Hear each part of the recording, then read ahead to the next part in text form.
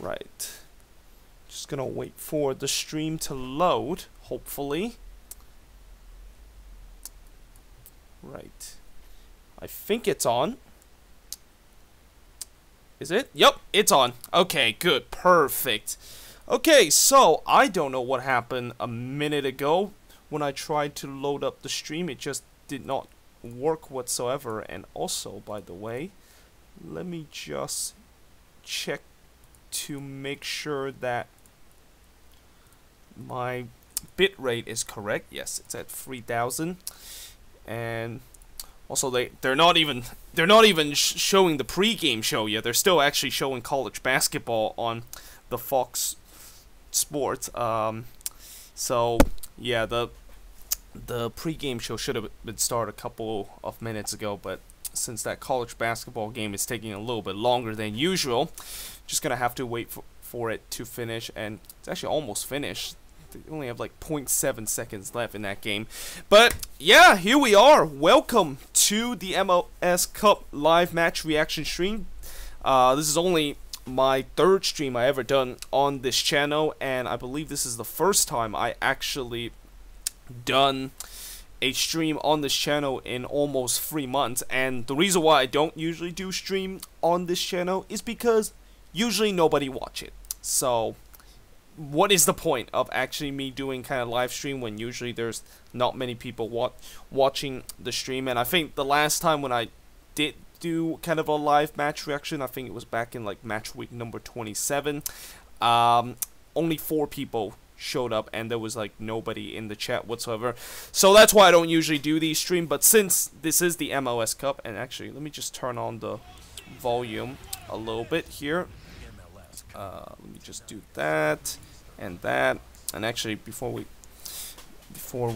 continue the volume of this game.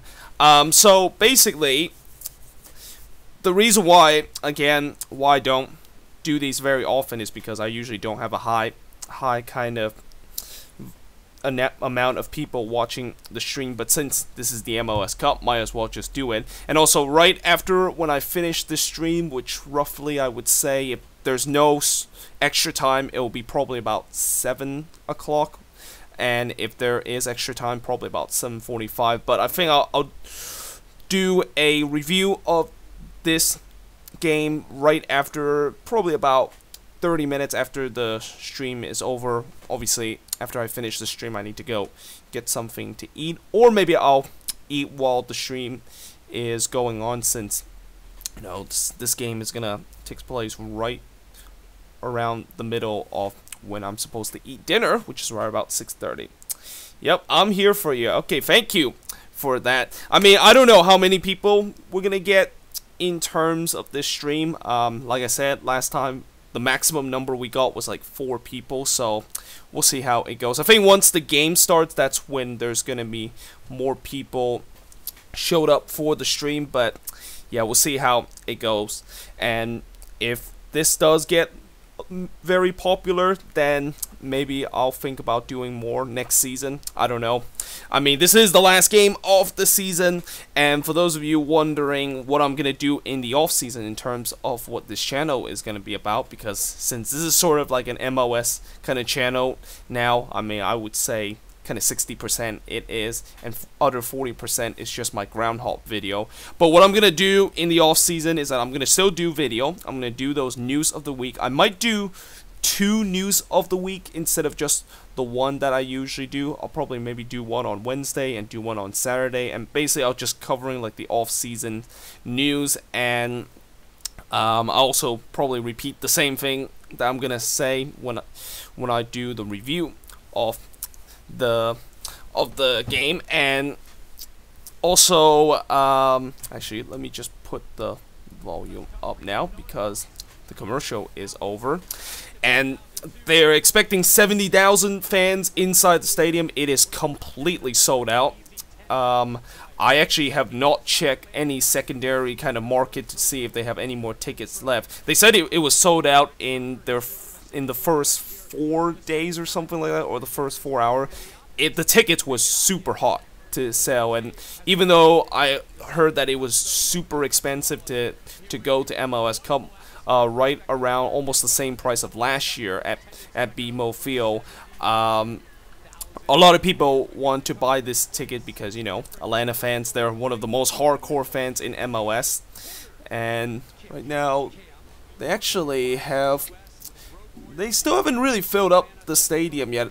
And again, even though this game starts at 8 o'clock at local time or at Eastern time and 5 o'clock my time, it doesn't mean that we're going to actually start at 5 o'clock. You know, MLS, usually they don't start games on time. They rarely do, and they'll probably do it like at 5:10 or 5:20 or something like that. So basically, all I'm saying is that we might not be able to start watching this game until probably about like 5 o'clock or 5:20, and that's why people don't usually show up around that time. And they also just put the lineup right now. So for Atlanta, looks like they're gonna put Guzan in goal, LGP in the defense, Marco Parkhurst, Lorenovitz, Garza, Gresso, Remedy, Nagby, Escobar, and I actually didn't catch the end of that. So what I'm gonna do is I'm just gonna go on Twitter, and what I'm also gonna do is that I'm gonna go on Atlanta United Twitter page, and I'll basically read the rest if it shows. Yep, here it is. So the rest is going to be Almiron and Martinez. So there's no Villalba in this game, which is quite interesting. It looks like they're going to go with a 4-3-3 in this game. That is Atlanta. Looks like they're going to have 4 backs, and Almiron is actually going to be playing on the left, and Gresso is actually playing on the right. And Gresso, for a majority of this year, at times, he actually was playing in the left back position. So, yeah, just to tell you how versatile Gresso has been this season with wherever he want to play. And, yeah, I mean, it's quite incredible. Now, did they announce the Portland starting 11? I'm not quite sure that they announced it yet. And also, just to let me know if the microphone is a little bit too low or is a little bit too loud. Okay, yes. Looks like Portland has just announced their starting 11, and they didn't announce their formation, but the teams is going to be Jeff Antonella in goal, Zarek Valentin, Larry's Mabiola actually is in the starting 11. Wow. Yeah, that is a little bit surprising, because as I mentioned in the preview, Mabiola, he just came back from injury, and he didn't practice throughout this week leading up to MLS Cup, and the fact that he's actually going to start in this game, yeah, that's an interesting one. I mean, it's a bit of a risk, if you ask me, that Gio Savarese is putting, considering the fact that, you know, if he does get re-injure his knee, then, you know, Portland's gonna have to burn us up at that point. So yeah, this is a bit of a risk by Giovanni Savarese decided to just put Mabiola right back into the lineup, even though he hasn't really been practicing and he just came back from that knee injury. But the rest of the lineup: Leon Richwell, Jorge Villafania, Diego Chara, David Guzman, Andy Polo, Diego Valeri, Sebastian Blanco, and Jeremy Abobasi. So, yeah, it's a pretty similar kind of lineup. I don't think Polo was actually in the lineup last time. And obviously Mabiola for sure wasn't in the lineup in the second leg. He got injured in the first leg. But it's very interesting, the fact that they would decide to just put Mabiola straight back in. And I guess they're not putting Tuiluma into the lineup, as Tuiluma was in that second leg and also came on in that first leg when Mabiola got injured. So yeah, that's a bit interesting, kind of a starting 11, and also there is no formation that Portland is putting. So yeah, we'll see what exactly their formation is gonna be. And again, we still got roughly about 20 minutes before the beginning of the match, although players are still warming up, so I'm guessing we've got half hour left in this game, or half hour left before the beginning of this game. Hope Portland lose badly. What's up? What's up, Blues Not? What's up to you, homes of football? Who's going for Atlanta? Well, you know, I'm not really going to be rooting for anybody, you know, as a Quakes fan, and I'm pretty sure a lot of Quakes fans will say this, we don't want any of these teams win. But unfortunately, that is not going to be the case because somebody will have to win either way. The reason why, as a Quakes fan, I don't want any of these two teams win is because, one, Portland, you know, they're one of our main rival. I mean, the Quakes pretty much hate every team that is in the Pacific Northwest. And Atlanta, obviously, we know what happened back in September, that 4-3 loss, that very controversial 4-3 loss that we suffer, where the referee disallowed a goal for us and disallowed a goal by Wando. And by the way, if that goal would have been counted, Wando would actually be now tied with the MLS scoring record with Landon Donovan because he's only one away from breaking the record. But that goal was disallowed because they had to go all the way back to an incident where I believe it was either a handball or a foul that Magnus Eriksson commit. And what I was so pissed off about that incident is the fact that, you know, it was so long since that incident actually happened, and the fact that they had to go all the way back to that incident, you know, it's, I mean, I understand some people will say that, well, you know, there was no stoppage between that play, and since VAR, the main reason it was implemented is that, you know, well, one of the rules that it was implemented in terms of VAR is that usually referee can always look back to a play where it looked like there potentially could be a foul or it could be a penalty before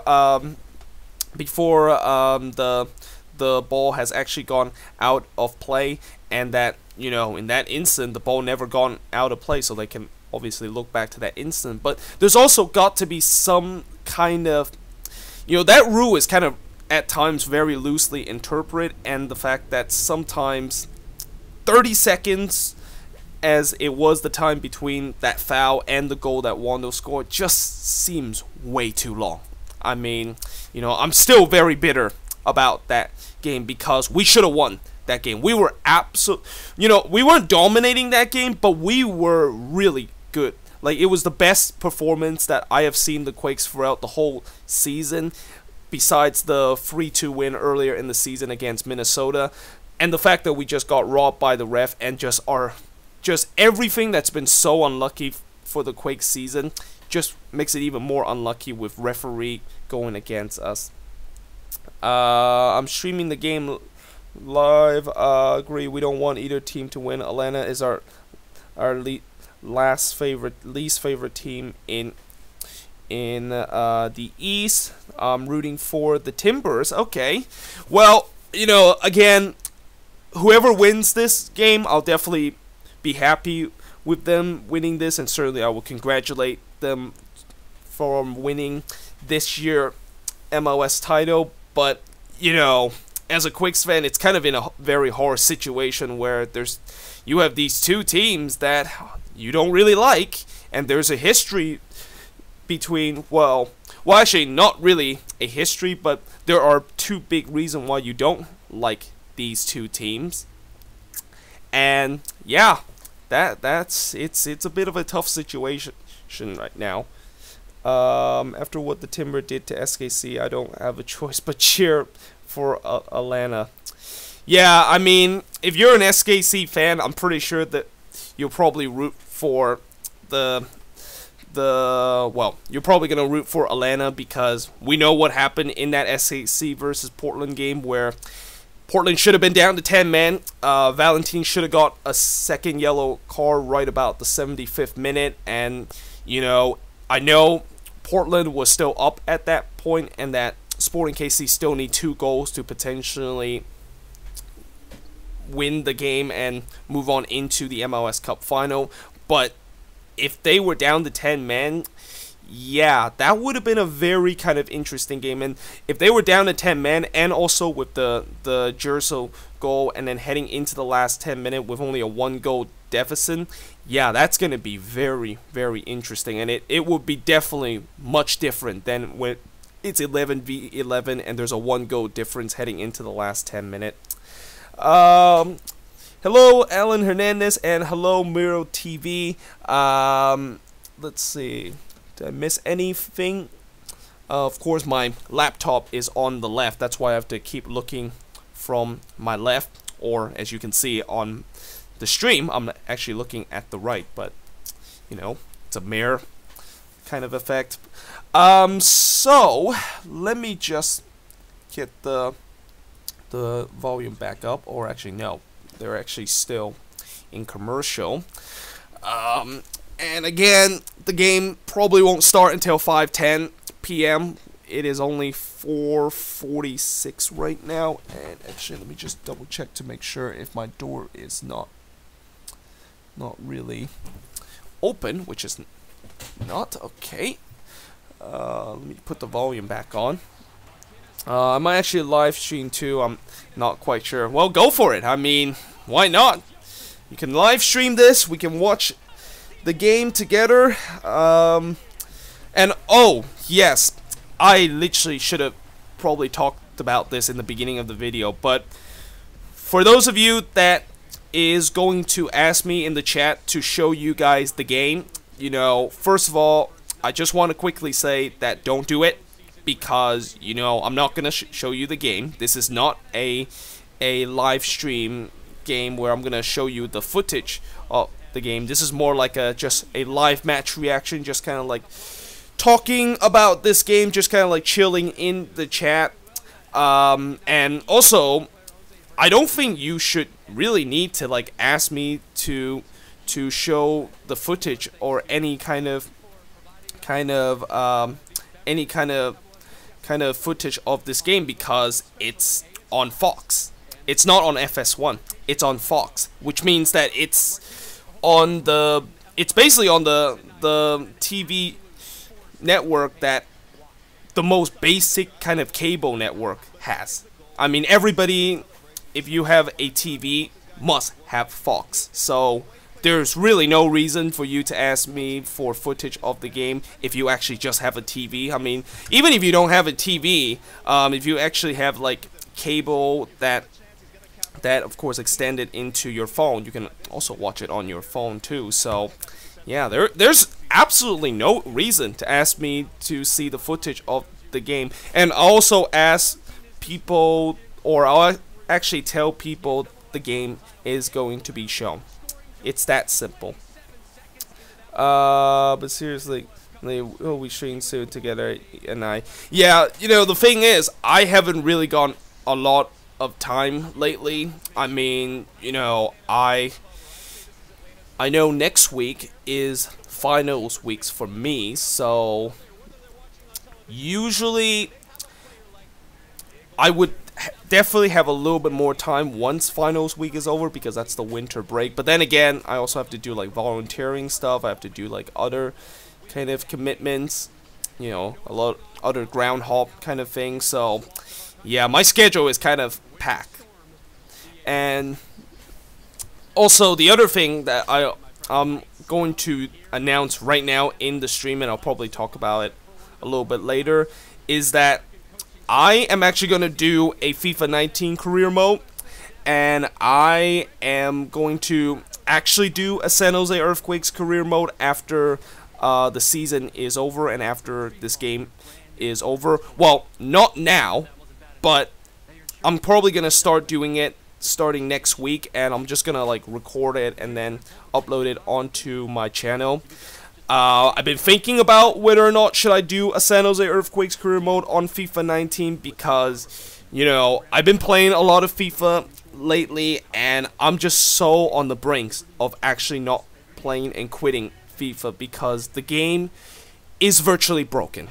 It's just as bad as the referee in MLS, and with me playing a career mode on there, me doing a series on a broken game, yeah, I don't know if it's gonna go out very, very well in terms of actually start doing a series like that. But I decided that, you know what, might as well do it since off season, usually I don't do a lot of kind of content about MLS unless it's going to be the news of the week. And I already said earlier that I might do 2 news of the week in each week of my channel, just to kind of extend, just to bring some more MLS content and kind of extend the news of the week, and maybe even make it shorter, because I don't want those news of the week to be like 60 minutes long. They should be at least only 5 or 8 minutes long, that is. People are still putting Starhay out, even though he is long gone. And do you know what? I think I shared this on Instagram, but back, it was the game between the Quakes and Cruz Azul. I actually went to near the top part of the stadium, and there's like this kind of concourse right here that has bunch of different stickers that has different football club around the world, and there's actually a sticker right next to it's right next to like a Ranger sticker, and right next to it just said Starhay out. Like, it's very interesting how that is actually still there, considering the fact that the front office has been really they've been very kind of pushing the agenda of us not be able to protest about our head coach situation back then, and that we cannot really just put banner on in the stadium calling for Starhay to go. And I know somebody did try to do that, and immediately they were chased by security, and that I don't know if they actually got kicked out of the game, but they had to give the banner back to the front office, and the front office basically destroyed that banner. So yeah, let's see, I gotta look at the chat again. My friend says hi. Hello to your friend. I'm actually live stream too. Go Atlanta, go Mickey. Number 1 reason the Quakes failed in 2018 was Michael Starhay. Number 2 was Andrew Tarbell. However, Florinelli is the one who employs Starhay. Starhay continuously played Tarbell despite his struggle. Just also want to say, especially from the last minute goal against LAG and Minnesota last year. Oh yeah, I'll tell you what. I actually watched that video throughout this year, and I watched it at least 5 times, because throughout this season it's been such a tough season that you kind of want to go back to some of the glory days that you had, like some of the good moment of being a Quakes fan. And that was just such an incredible moment. And I think, if you ask me, those 2 games, which was my favorite one out of those 2 games, I would still say the Minnesota one. I know the last minute winner against the Galaxy was very kind of deja vu all over again, just like what happened back in 2013 when Alan Gordon scored that winner right in the 93rd minute. But against Minnesota, when we had the playoffs on the line, and the fact that we had to win to potentially move on to, well, we had to win so that we can go to the playoffs. And coming into the game, we actually we pretty much control our own destiny, and that if we just win a game, we are basically moving on into the playoffs. And it doesn't matter who exactly is going, or it doesn't matter the other teams that is playing on decision day and fighting for that playoff spot really matters in terms of their result. As long as if we get a win, then we're in. And the fact that I thought when we conceded that second goal against Minnesota, yeah, I thought it was here we go again. It was the same old Quakes, with the fact that they bottle it late in the season, or just bottle it when it really matters. And that last second goal is just going to be one of the things that will always be kind of remember as a Quakes fan, and certainly would be one of the best moments of being a Quakes fan. I think 10 years down the line, I of course will continue to talk about that as my favorite moment, unless we win the MLS Cup or we get a last minute winner in the playoffs or something like that. And also I want to get the get the stream back on here. Let me just put the volume back on here first. Who is your second favorite team other than the Quakes? We would have lost by a respectable scoreline against Vancouver last season had Dom Kinnear still been our coach. Leach was out of his depth, but at least was better than Starhay. I'll check you back with you later. Well, you know, with Leach, the one thing I would say about Leach is that, you know, he was definitely not a good manager, but at least he got the result at home, okay? And I know on the road it was just incredibly frustrating, the fact that we kept losing 3-0, 4-0, 5-0, and the fact that we kept getting absolutely destroyed by every single team on the road. At least we got resort at home. I mean, against every team that we face at home, I think except when we play against the Chicago Fire, where we lost 4-1 in that game, we did not lose a single game at home when Leach was actually in charge of the Quakes. So, yeah, in some ways, I think Leach is not a good manager, but he is at least 5 times better than what Starhay does. Starhay not only cannot get resort on the road, but he cannot get resort at home too, and that is the reason why we only won 2 games this season at home. And in terms of who is my second favorite team other than the Quakes, you know, I usually don't want to review the answer of my second favorite team because, you know, I'm kind of a guy that usually will always stick to the team that I support no matter how hard the time is. I will not just look at what my second favorite team in MLS do and just kind of cheer on them. I know some people say that I am an LAFC fan because I went to 2 of their game last season, which that of course is true, but I'm not an LAFC fan, okay? And the reason why I'm not an LAFC fan, despite the fact that I went to those 2 games, is the first game, I was there just to check out this brand new stadium, and the second game was all because of the Save the Crew kind of movement, and the fact that I can show my support with the Save the Crew movement. And you even seen it, if you actually watched that game, you actually seen me wearing the Save the Crew. I was actually sitting right behind the goal on the other side of the stadium that is well, it's in the end zone area, but it's opposite where the 3252 is sitting. But you can see me just wearing the Save the Crew kind of shirt, just kind of like representing it. And unfortunately, I don't think anyone actually went on Twitter and actually like saw my jersey and just gone on Twitter and just kind of say, hey, this is a guy that is supporting the campaign. And if that is the case, I would be really famous right now. I would have had so much more subscriber. I would pretty much just blow up in terms of this channel. I'm gonna go stream. Okay, that's cool. Right, we could win 1-0, 2-1 like classic Quakes when we had Leach. It was the away record that was laughable. Yep. It was just ridiculous. Like, you might as well just not watch any Quakes game whenever they're on the road because of how bad it is. And I think probably the worst away game that we had was, I believe it was against DC United, where we lost 4-0. And that was a game when we played against a DC United team that season they finished with the least amount of goals, but yet they still somehow put 4 in front of it. And one other guy, Patrick Mullins, scored 4 goals in that game. And Patrick Mullins is not a good striker. He's one of those mediocre striker, and he put 4 against us. That just shows how bad that game was, and probably was the worst kind of performance we had suffered all season long.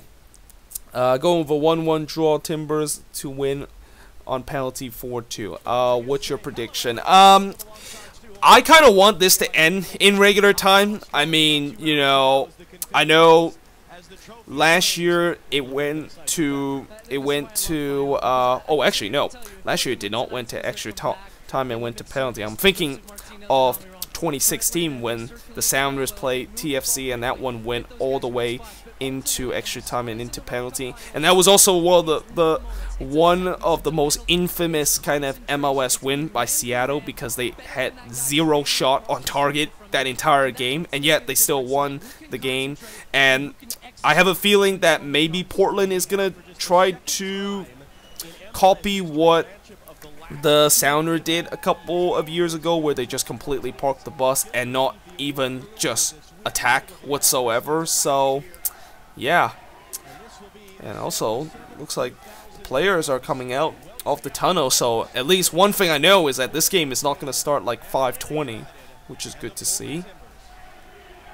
Wow, there is a lot of people right there. It's, tell you what, the interior look absolutely amazing. I mean, you know, I think in these next couple of years, going to an Atlanta United game is one of the things that I have to do. Like, the atmosphere at Atlanta United games is just incredible. And again, I wish I was part of this game, and just, I can't imagine how it must feel to attend this game. Like, the atmosphere is just going to be, it's going to feel like a World Cup final kind of game, because you have 70,000, or even not a World Cup final, but like a Champions League final, because 70,000, that's right around almost the same kind of capacity as a Champions League final. I think last year when the Champions League final was in Kiev, I think that was like around 70,000. Thank you for streaming. I couldn't find anywhere to watch. It's on Fox, actually. I mean, I'm pretty sure you have a TV, and all you have to do is just turn on your TV and just turn on Fox, whatever the channel Fox is on your area, and there you go. It's not on FS1 or ESPN. It's on Big Fox. Start of the match. It's actually almost start in this game. I mean, we're almost getting very close to the kickoff time. Players are already on the pitch, so I guess we got maybe about 4 minutes left in this game before it begins. I think Atlanta will dominate, but Timbers will get a goal late in the last. See, for me, I still think Atlanta's gonna win. I think they're gonna win 2-1. If Atlanta does score a goal early in this game, then yeah, this could be trouble for Portland, because when they scored that early goal, it's gonna get the 70,000 fans up, and that is gonna be something that it will be really hard to deal with if you're Portland. Sorry for my bad English. No, it's okay. It's all right. Let's see. Yeah, I found the national anthem is about to begin. 2-1 win for Atlanta. 5-1 Atlanta. Portland goes with 9 men to finish. Yeah, that's a bit of an ambitious kind of prediction, but you never know. It is the MLS Cup. Anything can happen. And obviously, I'm not really gonna bash on Atlanta terrible history in terms of having cup final in all their sports team, because I know if you're an Atlanta fans, you know how bad your record is. And also, I kind of remember this girl singing the national anthem. Is it this the same girl that sang the national anthem in that LA Galaxy game, and that Zlatan was very impressive with his national anthem display? I think it might be the same girl. But yeah, when does it start? Again, I think it starts in about 3 to 4 minutes after the national anthem. It usually starts about 3 minutes after that. Joseph Martinez with 2 goals. I got $100 on Chara getting a yellow card.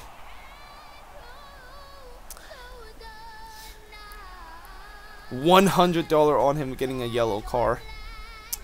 You know, you never know. It might get physical in this game. I mean, the emotion will definitely run high because it is a cup final.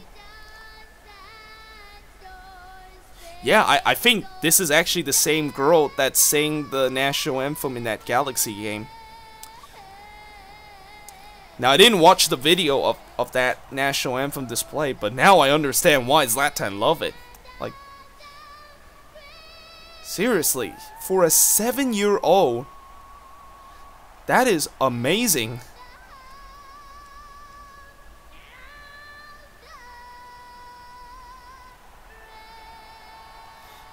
And the fact that under this circumstances, she's able to perform almost the same way she did in that national anthem that she performed in that Galaxy game. That is just amazing. Also, I just seen the tifo, and looks like they have a train, which makes sense because Atlanta, whenever they have like the goal horn, they usually have that. Yeah, there's a lot of Timbers fans in the away stands. There's also some Atlanta and Timbers fans sitting together. Now, that's a bit interesting, okay? I mean, you know, anywhere in Europe, that would not happen, where away fans and home fans would be sitting together in a cup final. Usually they are segregated.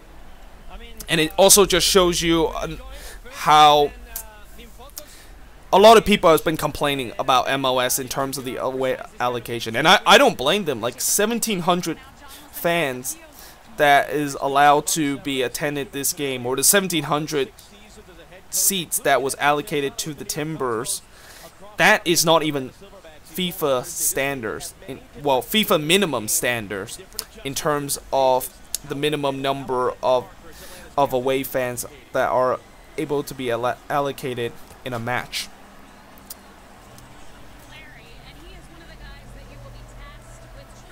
Yeah, it is literally packed right now. This is going to be a very interesting game. I mean, what I think will happen in this game, as I said in the preview, is that I think Atlanta is going to dominate. I think Portland is just going to defend. And, you know, when that happens, usually that does not get very pretty. And even though Atlanta has so much quality going forward, I mean, they cannot break down this Portland team. It will be kind of really just, it's kind of very slow and very chippy. Kind of similar to what happened to the Chelsea versus Man City game. And obviously, I watched that game, and I'm very happy that Chelsea, of course, beat Man City in that game. Certainly an unexpected victory. But when you look at that game and how Chelsea basically just kind of parked the bus for the first 25 minutes, it kind of feel like that's going to be something that Timbers is going to do in this game too.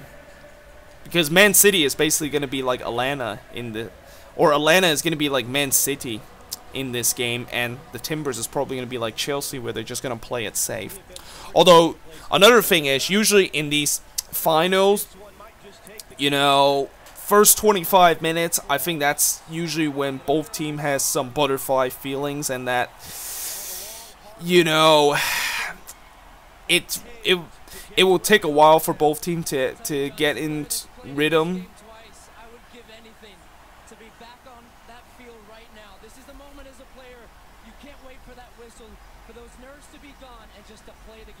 Yep, no doubt.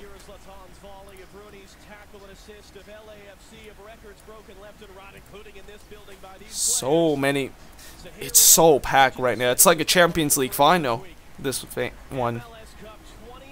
And keep in mind, I think the Super Bowl is going to be hosting in Atlanta this year, so.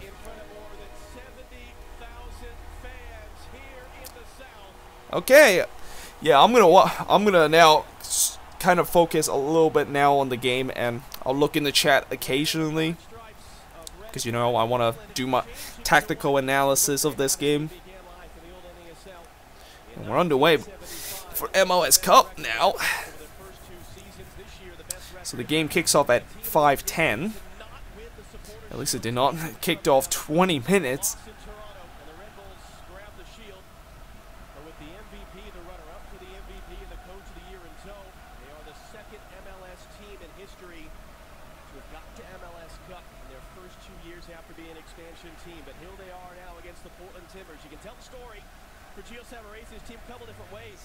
8th best team in the league this year, first-year head coach, the odds maker, strong underdog. They went 4 months without a loss this year. They advanced on the road in the playoffs in Dallas, Seattle, and Kansas City. They feature 7 players who were a part of the champions 3 years ago. Oh, and here comes Atlanta. And, you know, so far Portland has some possession right now.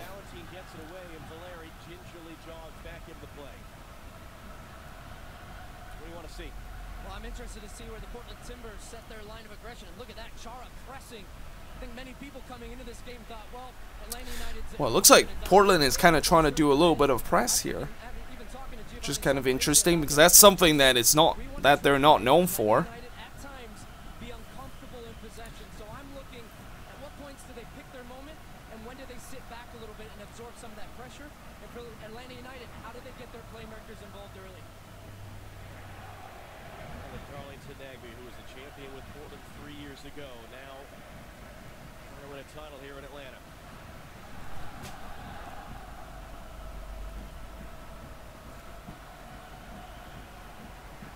Like literally everybody is back for Portland. And here comes Atlanta on the left. Oh, but it's broken down.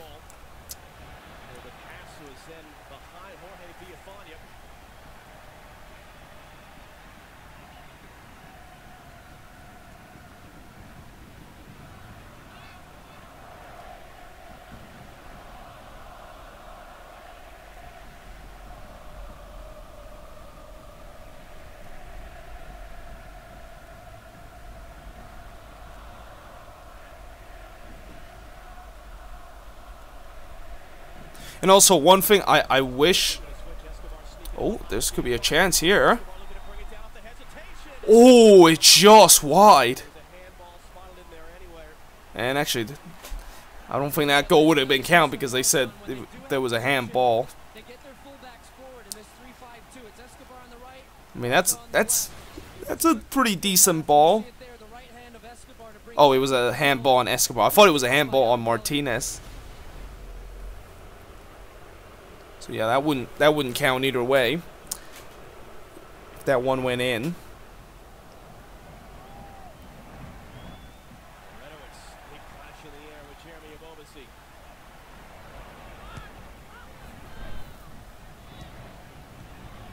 What are you watching on? It's on Fox. It's on Big Fox. Not Fox Sports 1, but on Big Fox. I mean, if you have a TV and you have a cable, you should be able to watch this game. Don't even need a subscription, except for the most basic level of subscription. And I think the reason why they put it on Big Fox is because they want people to see this game. Like, they want everybody to able to see this game. They want to... This is an example for the league to kind of showcase this game and give some fans to basically become fan of this league and just kind of continue to grow the league.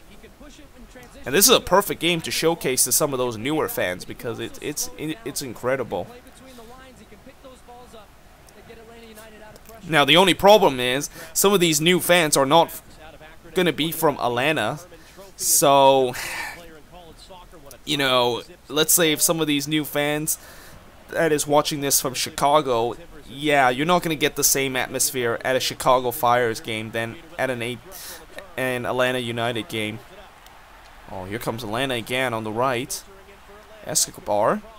Oh, it's going to be easy to Antonella. Again, this is what I'm expecting so far. Portland really kind of just sitting back a little bit.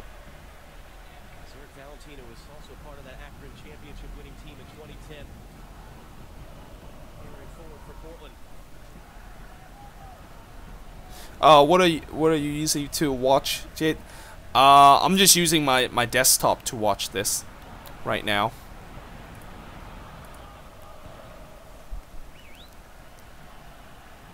I mean, my desktop has a 27-inch screen, so it's kind of like acting like a TV.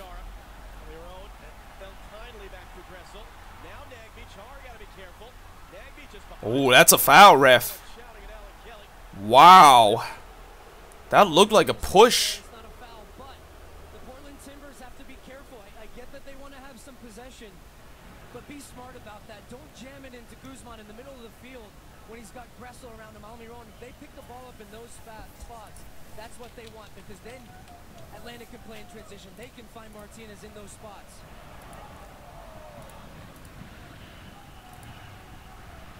Oh, it seems a bit unsure of what to do with that one. He was waiting for Brad Guzan to come out. In the end, one of the most experienced players in MLS history forced to play it out. Guzman then overcooks that for Sebastian Blanco.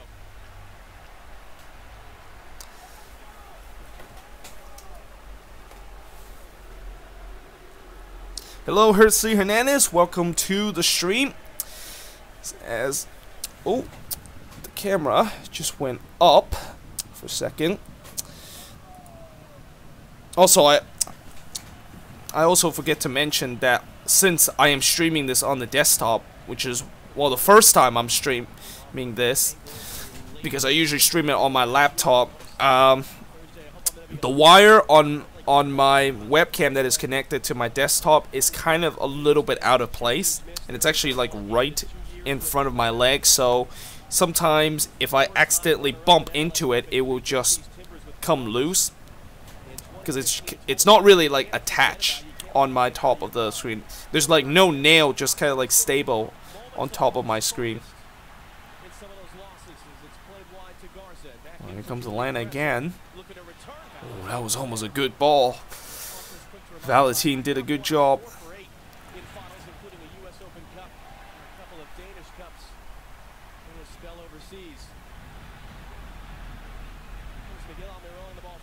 Oh, nobody's there. Nobody's there in the left side. On his 5th MLS Cup appearance, the 7th player in league history to get to that many. If he goes the distance tonight, he'll actually have played the 4th most minutes of anyone in MLS history in MLS Cup. It's because a couple of those games went to extra time. Stu Holden might know something about some of those. I'll tell you what, though, how badly does he want this one? In talking to him yesterday, and deservedly, he's gotten so much credit. Him and Lewenowitz, the experienced MLS veterans and players that Tata Martino picked out as players that know what it means to compete and to win in this league. And you have the stars, you have Almiron, you have Martinez. You could go down the line, but all of these players were talking about how much Lewenowitz and Parker's deserving credit of getting this team to this stage. They started together in 07, the 2nd consecutive year the Revs lost to Stu's Houston Dynamo. Here's Garza swinging in. Mabiala, similarly ankle injury 2 weeks ago, was a big question mark coming in. He does start tonight. Wow, the press of Atlanta is just right now. Portland is having trouble getting out, and this, again, this is what I kind of expected. But right now, I kind of feel like they're trying to get some possession, but every time they try to do that, Atlanta just press them, and they're able to get there. I mean, they're trying to be physical in the box right now, and so far they haven't really commit any fouls yet. Really out jumping his former teammate Nagby. Really good work by Abobasi there, and you could look at his numbers, and Alexi Lala said it at the start of the pregame about he's not going to score all the goals, but it's the little things like that. Watch throughout the game how he's an option as that lone striker that allows Valeri to float underneath to find the game, Blanco to find the game. But Abobasi, he's going to fight. He's good playing back to goal. And then still, in that moment where he needs to deliver, he can play a pass. Oh, and Portland for once actually have the ball in Atlanta's half, and ooh, and that looks borderline.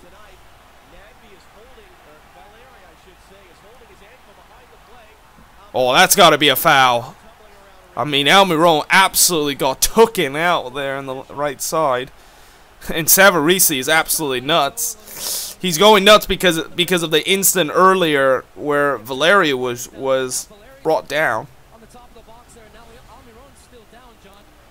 Oh, I think he got step. Nagby step on Valeri. Yeah, Almiron basically just completely fouled over.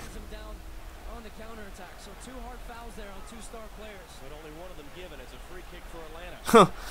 Valeri is still very upset, and rightfully so. I mean, he literally got clipped behind from Nagby. I don't think Kelly is gonna give out any yellow card yet. I mean, we're only 11 minutes in.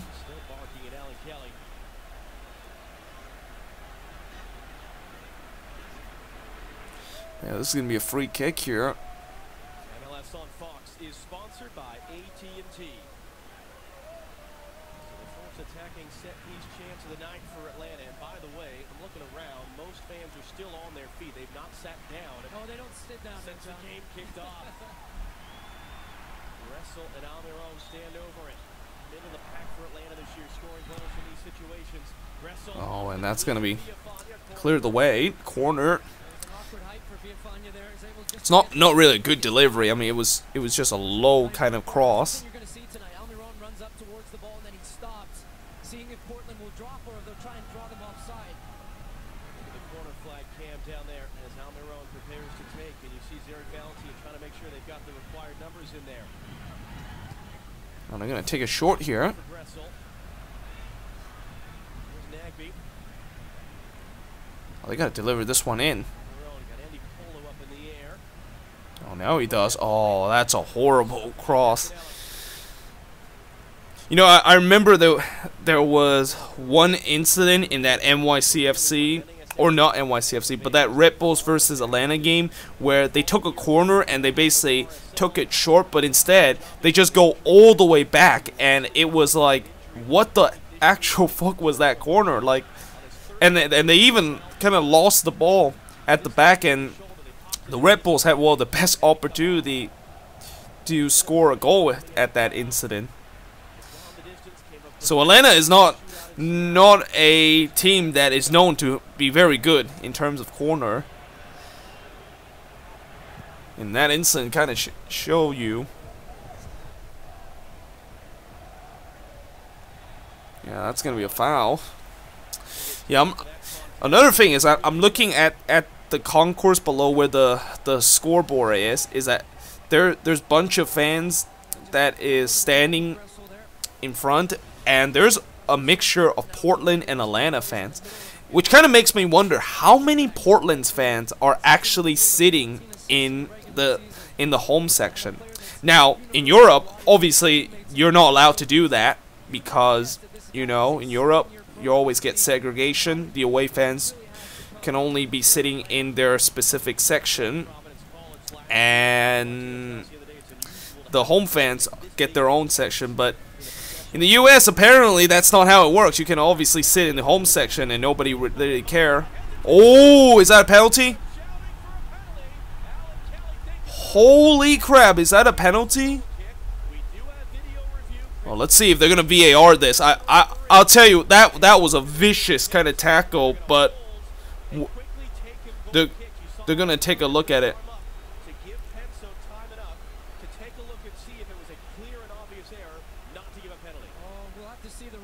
Yeah, they're gonna have to see a replay. Let's see. Ooh, well, the thing is, didn't Mabiola caught him? Oh, he did. He caught Martinez. That's a penalty. And are they gonna look at VAR for this? No, they're not. Wow. I mean, you know, the thing is, one, is there enough contact? And two, you know, yes, there's definitely contact from behind, but was it clear and obvious to overturn? And so far, from what we've seen this season, clear and obvious has really been determined depending on who exactly is in control of VAR. Yeah, I bet there's a lot of discussion right now on Reddit. I'm actually gonna go on Reddit right now and see what people are saying.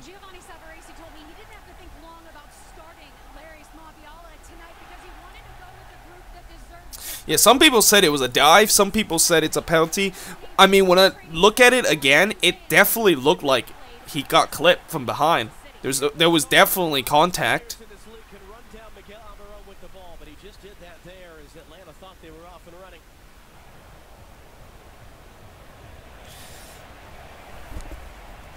And again, that's something I of course will talk about during the review. You know, that penalty incident.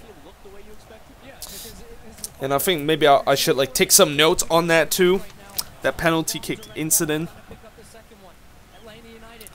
Because, you know, it's debatable. And knowing Atlanta this season and how many favorite call that gone in their favor, you know, I won't be surprised people would say that shouldn't have not been a penalty. I guess maybe that's just a way to get even.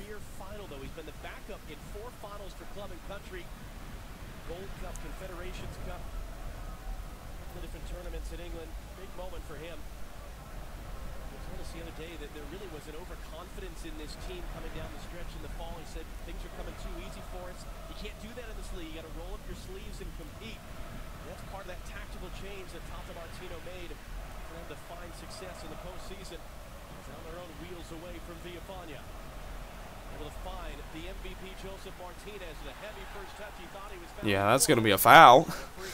And again, that foul definitely looked like less malicious than the penalty.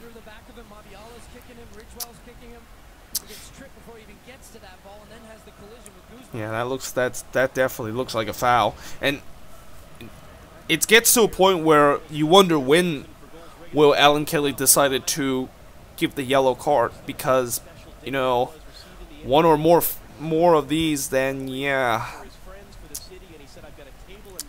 they're gonna have to start giving those yellow cards.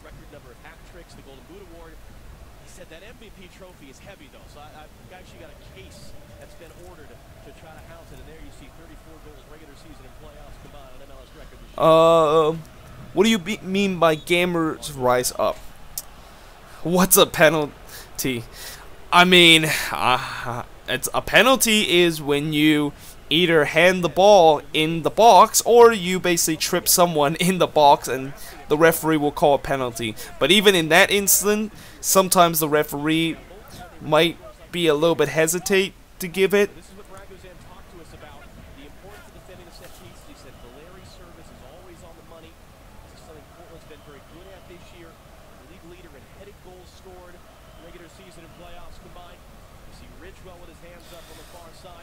Meanwhile, here's a free kick for Portland. And this is usually their best opportunity here because, you know, set piece is usually their friend when they don't have a lot of possession in Atlanta's half, and they're not attacking in this game. Right, let's take a look at this penalty. Let's see. Oh, that's not a good angle. Again, I wish they showed the other angle. They basically show the angle where Marbiella and Martinez was running toward the camera. They didn't look at the back part. The back part was more clear. That angle was not a good look. Like that you can't really tell if that was a penalty or not.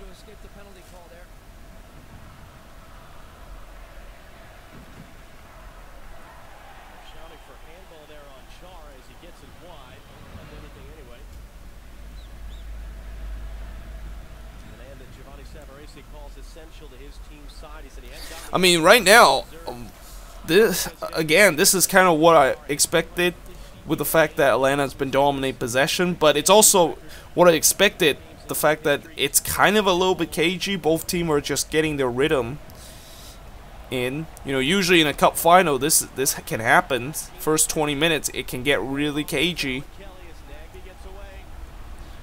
Oh, it's not a good ball from Nagby.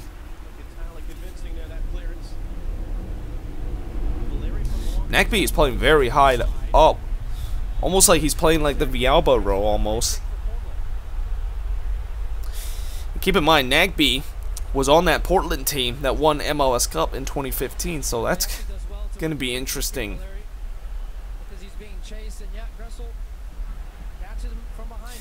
And I think that is something I actually didn't mention in the preview. I probably should have mentioned that.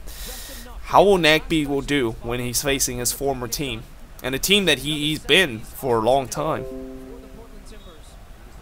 Who's watching the stream in the stadium? I mean, you can watch, if you're watching the stream in the stadium, all I'll say is that, why don't you just watch it on the field? Like, all the action is going on there. And also, you probably can't even hear my voice because it's probably really loud there. Unless you have a earbuds while listening to this stream. But why would you want to have an earbuds listening to the stream when you can just enjoy the atmosphere? Like, this is an atmosphere that you probably will not. It'll be one of the one kind of atmosphere that is almost equal to the Champions League final kind of atmosphere. You're gonna watch MLS Cup live if it's on the West Coast. Well, if it's gonna be, well, it depends. Okay, I mean, it's not cheap to go to an MLS Cup. I'll eventually probably will go to one, whether if the Quakes are in it or not. Hopefully the Quakes are in it, and obviously if the Quakes are in it, whether it's away or at home, I'm definitely going to try to go.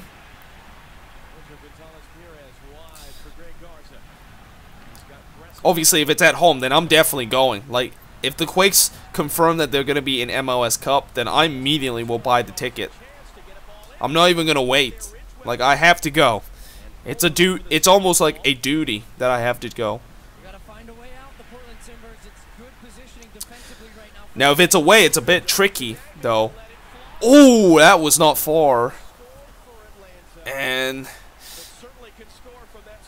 right now, what I'm seeing from Atlanta is that they've been kind of shooting from distance, which I think Portland is okay with that. But that was not far away. And I thought it took a touch of off an Antonella. No, it didn't.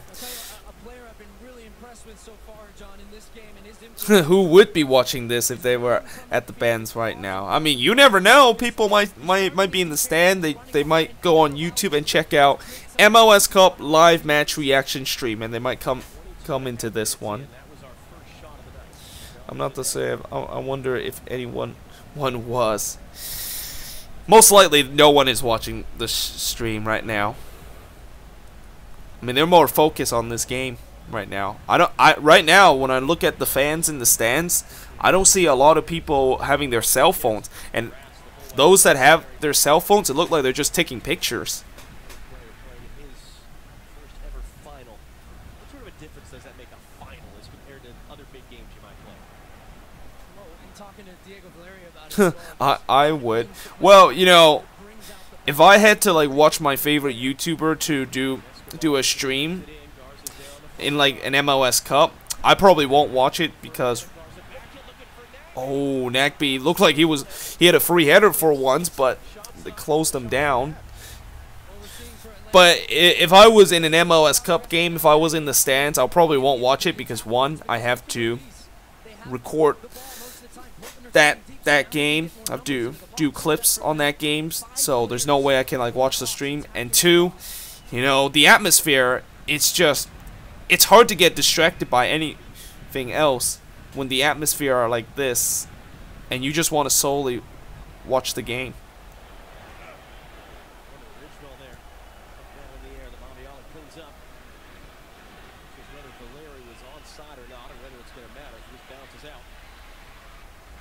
Just talking about finals as well, you realize that this is the last game of the season, and you always hear it from players that say, leave it all out there. There's nothing else. It's not a regular season game where maybe you hold a little bit back. If you're nursing an injury, do you take a little bit off? No. Every single touch counts in this game. You need every single player to lift a trophy, and that's what I meant. Man for man, being better across the field. Oh, and that hit Valeri. Not the worst of it. And and Valeri has to go down. I mean, that's definitely not an easy take to try to take a ball into your rib, but you know, come on, Valeri, you're tougher than that.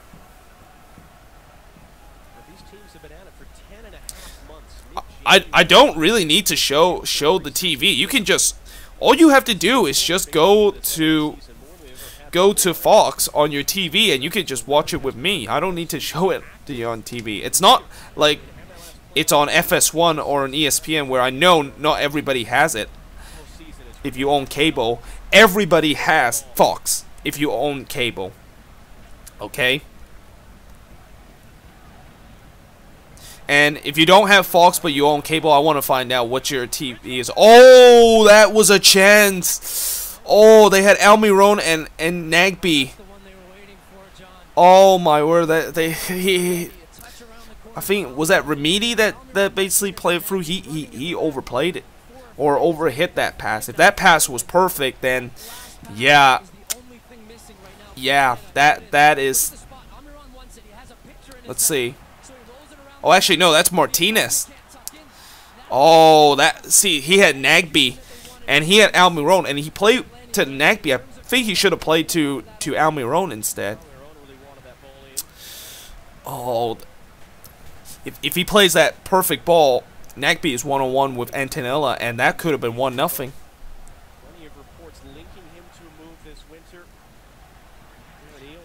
Everybody or at least mine. Well, if that's the case, then I'm gonna just refresh the stream. I'm just gonna refresh it now if my TV is behind.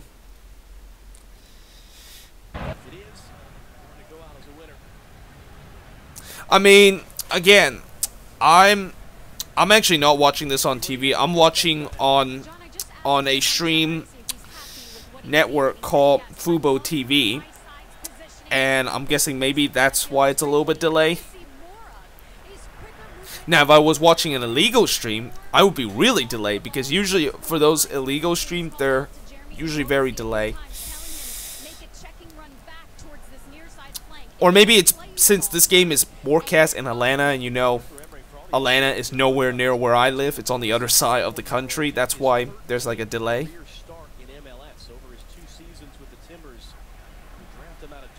Oh yeah, I also forgot about that. You know, for those of you that is watching this stream, well, the reason why some things that happen on TV, and I would say like 30 seconds later, that's because of the delay. It happens in streams. Meanwhile, here comes Atlanta again. Oh, what a save there from Antonella. Almiron was trying for the spectacular, and Antonella wasn't really sure.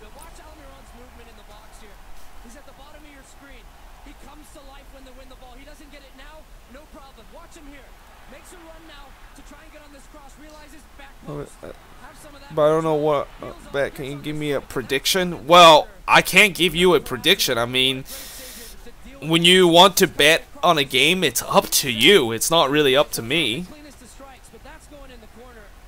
Oh wow, what a yeah, Antonella. He kind of, you know, he kind of hesitated a little bit, but he still saved it. So, man, Atlanta, if they can get this first goal. I mean, right now, it's getting to a point where even if Portland can see this first goal, they can still maybe have enough time to regroup, but oh, that is going to be cleared away. But one thing Portland does not want to do is concede a goal right before halftime, because that would really change everything. And right now, it looks like Atlanta is most likely going to get this first goal, because I have not seen Portland gone forward very often. Like, they've been barely threatening that back line. Am I a Timbers fan? Nope, I am a Quakes fan. Oh, actually, no. You weren't talking to me. Just ignore what I just said. I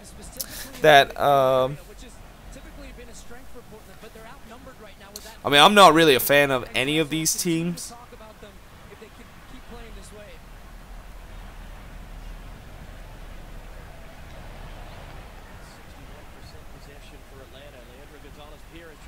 Oh, and he just gave the LGP gave the ball away, and here comes Portland, and this is what Atlanta's got to be careful. That counter attack. That's actually a decent ball. Oh, couldn't get to Valeri. And this is what Portland's going to do throughout this game. They're going to play on the break, and they just couldn't pick up the right pass.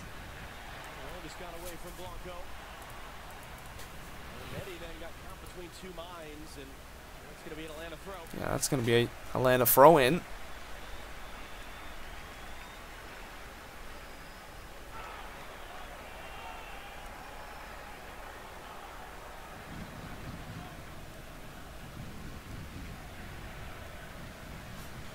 I'm looking at the Reddit page right now, and a lot of people are complaining about the camera work of this, which is kind of understandable because it's kind of really zoom in.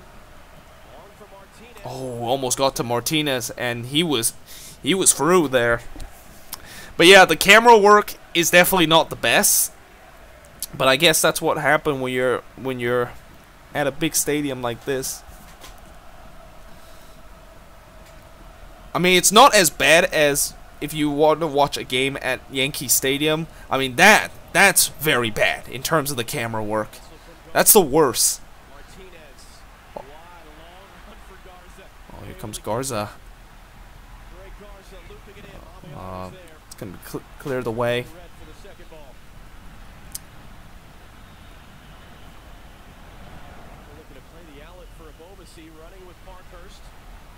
Yeah, Bobasi is all alone. Oh, looks like there was Valeri right there. And again, now I think I get why people are complaining about the camera work, because you can't even see Valeri making the run since it's so zoom in.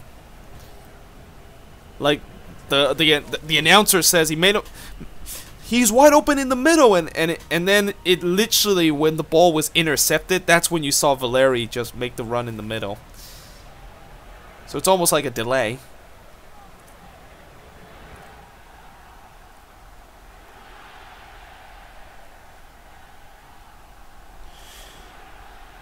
USL, almost all the stadium are baseball stadium, but the USL is a second tier. I mean, I understand second tier team, you know, it's okay for them to use baseball stadium, since usually most of the second tier team are not playing big city like Atlanta or Portland. They usually play like in small cities, and usually when you have those small cities, they're not just gonna build like a 70,000 stadium, or albeit a 20,000 stadium. So that's why they of course use the baseball field. But in MLS, that's different.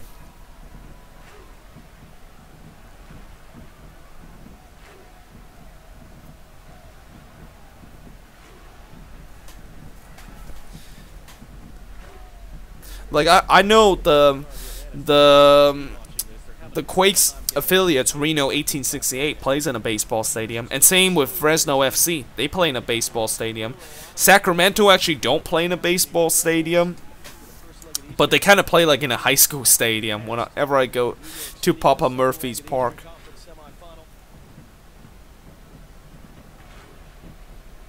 Make no mistake about it, John. They came here for a party.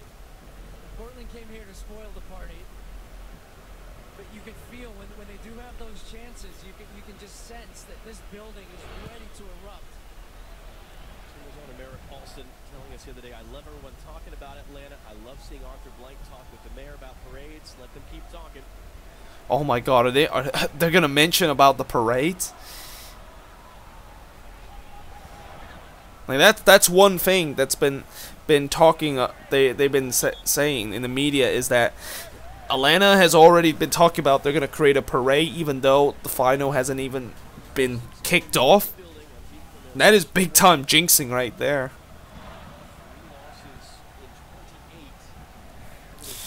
Louisville is about to build a new one, and it's going to be a proper stadium. Yeah, eventually, I know that USL team started to think about building their own stadium.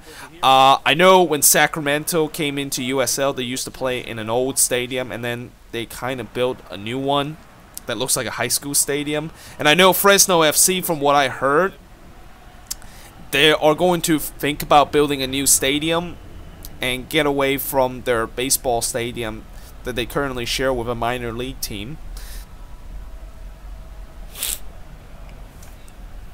Because they'll jinx it. Yeah, I mean, you know, Atlanta, it's a sport of losers, and if you want to jinx this, then yeah, that's not going to be a good thing. Now, having said that, remember in that NASL game between the Deltas and the Cosmo, which, by the way, that was the game where Mark Dos Santos was managing the Deltas and Gio Savarese was managing the Cosmo, and how the Deltas was actually putting some t-shirts for sale as the NASL Cup champion, and I said that that was big time jinxing, that they're already selling t-shirts for being NASL Cup champ, even though the game hasn't even started. And guess what happened? The Deltas won the NASL Cup, so they didn't really got jinx. If Atlanta and Portland go all the way, I have the Portland winning. You know, it's tough to tell. I mean, Portland has already faced PK in this playoff. They beat Seattle in the PK shootout. Atlanta hasn't faced a PK shootout yet, although last season they did, and they lost that one to the Columbus Crew. Now, the good news is, Atlanta is probably, well, Atlanta is not going to face Zach Steffen in gold, okay? If they face Zach Steffen in the penalty kick shootout, then that's their worst nightmare. But you never know. It's whenever, if it goes to PK, it's anybody's game. And I think that's what, in some way, what Portland is playing for. Although, one thing I'm seeing with this Portland team is that they definitely have done a little bit more attacking than the Seattle team that did back in 2016. That Seattle team did no attacking in that game, and they basically, from minute one, they basically just said that, alright, we're going to park the bus and we're just going to hope that this goes to penalties and we can win it on penalties, which they did. And that's why they've been heavily criticized on that 2016 champions year, because they kind of don't deserve it. Like, they had 0 shot on target in that entire game, and they weren't really attacking whatsoever. But then the Deltas fall, so that's the real jinx. I mean, the thing about that is that we knew coming into that game that the Deltas was a big threat of folding. And in fact, coming into that game, there was already like a lot of lawsuit against NASL. So it wasn't really, that wasn't really jinxing, that was just a clear fact. It's like saying that Atlanta will sell t-shirt to their fans before the game starts, but MLS is probably going to be folding after this game. So that's not really jinxing, that's just, it looked like that's the reality that's going to happen. Oh, this is a chance. Oh, that's 1-0. There it is. Oh, is that a giveaway? Oh, if that is a giveaway, well, that is a cheap goal to give away.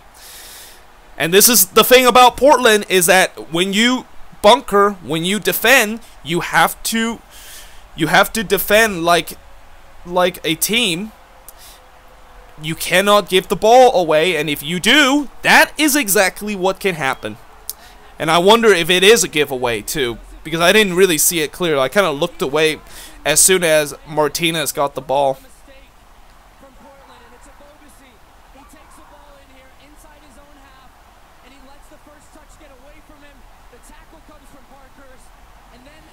Well, let's see. Let's see. Oh, that's a bad giveaway. I mean, that's a gift. That is a gift right there. And if you're a Portland fan, you have to be very disappointed about that.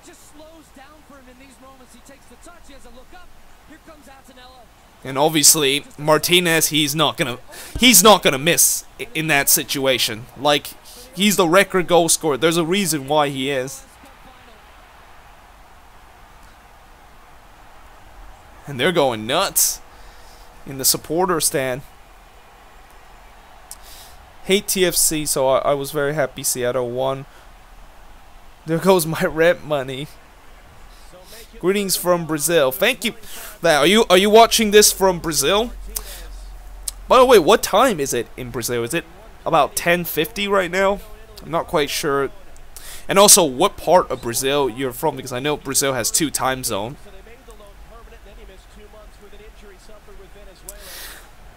But yeah, I mean, if you're a Timbers fan, that's a really disappointing goal to concede. And that's certainly something I wasn't expecting. Like, I think Portland throughout this game, they've been doing very good in terms of defending, and then just they gave the ball away in a bad spot, and there you go. That's all it takes for Atlanta to break through. If you just give the ball away in a bad position, it's game over. Atlanta is going to capitalize every single time. And right now, if you're the Timbers, I think you got to make sure this does not get ugly. Now, the good thing is, the goal that they concede was right about the 36th minute. It wasn't like in the first 15 minutes where the fans get really hyped. It's kind of like right between that time where Atlanta, if they can get one more, then Portland is in real trouble. But if they can leave this at 1-0, then yeah, I think they'll be still in this game. And it's also not during that time where you concede a goal right before halftime, and that is usually like the worst time to concede it, because, you know, that completely changed the manager team talks. Oh, and here comes Portland! Free header! What a save by Guzan! Wow! So why can he not do this with the US men's national team? And the question is, did that actually cross behind the line? Because Guzan was really behind the line. 11:51. Well, thanks for staying up and watching this stream. I mean, you know, 11:51. This game is gonna basically go past midnight for you. Oh, what a save by Guzan! That's a free header. That is what Portland was looking for, and wow, unbelievable. And Abobosi is down. I don't know what happened. I think maybe he landed awkwardly. I don't know how they will even the score. You mean the Timbers? Well, they almost did. Like, look at this. This is a free header. Wow. I don't know how that's not 1-1. That was the moment for the Timbers. Like, if they score that just changed it completely. And the Timbers would really be heading into halftime with all the momentum. And I'll tell you what, Atlanta really got away with one. And that wasn't even on a counter-attack. That was just them getting some good possession and just a very good ball coming in. I actually don't even know who delivered that ball in, but it was just a beautiful ball to Abobosi, and Abobosi was just wide open. Like, they did a horrible job marking him there. Let's see.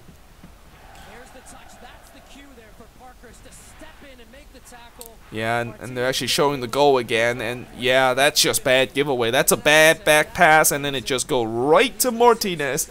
And when that happens, he's one-on-one with the keeper. Yeah, good luck, goalkeeper. Game over for you. Looks like Mabiola's gonna get to that one. Greets from Germany and the 7-1. Man, it's been 4 years, man. I feel like German fans should let go of that 7-1. Although I think Brazil fan will counter in saying that you got eliminated from the playoff. Ooh, and wow, I'll tell you what, all of a sudden Portland's looking dangerous. Like, Atlanta is actually on the ropes now. Like, man, Portland, you know, they haven't been threatening on the attack for the majority of the game, but for the last couple of minutes, they have really turned it on Atlanta. history have they lost a game in which they held the lead at halftime, both against the New York Red Bulls, those games. But it's worth noting that Portland only once coming from behind to win in the regular season, but they've done it twice when leading at the half. So Atlanta has never lost when leading at the half. That's an interesting stats, but we know that stats does not matter in the cup final. Anything can happen. That 7-1 has no meaning anymore. And also, you got eliminated from the group stage. And I think they actually finished bottom on the group stage. So, there you go. There's your counter for that. I mean, no disrespect. I mean, I'm not really a German hater. Well, in some way I am, because, you know, I'm also an England fan. And Germany is our big rival. And I could easily brag. About England getting through to the semis and Germany got knocked out, but I'm not going to, because you probably will come back and saying that, well, at least the US didn't make it to the World Cup, which then I have nothing to say. Like, I can't really counter that, because yes, they did not make it to the World Cup.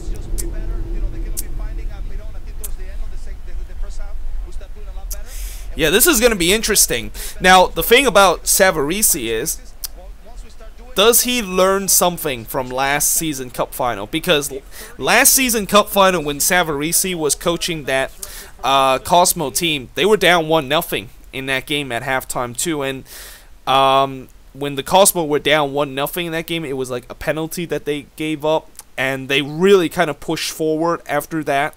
Now, I don't think Portland is going to push forward like just the entire second half. I think they'll start to get more urgent, and maybe it kind of open up for well, it will open up in the game. But then again, if you get open up at the back, then it just really plays right into Atlanta's hands. Like, Atlanta will just exploit that gap because Portland will not bunker anymore. And yeah, I just think if Atlanta scores the second goal, it might be game over for Portland, because as much as I've seen them had some good spell late in the game, and the fact that Abobosi probably should have finished that header from like 6 yards out, a free header. I still can't believe how he didn't put that one into the back of the net. But I just think a second goal for Atlanta could be all she wrote in this MLS Cup. Never lost ever or this season. Yeah, they never lost. Well, they have lost once, as I heard from the broadcast, where they led at halftime and lose in a game. But they have never lost this season when leading at halftime.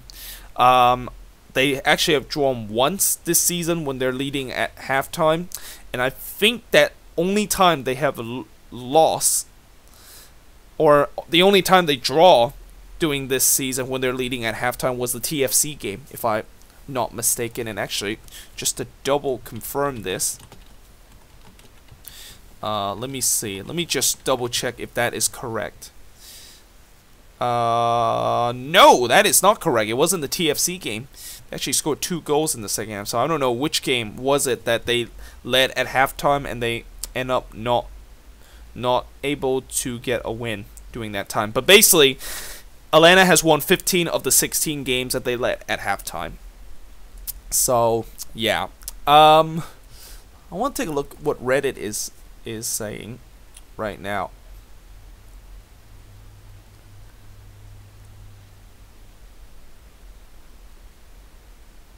Yeah, people are just talking about the camera work, and also about the commercial at halftime.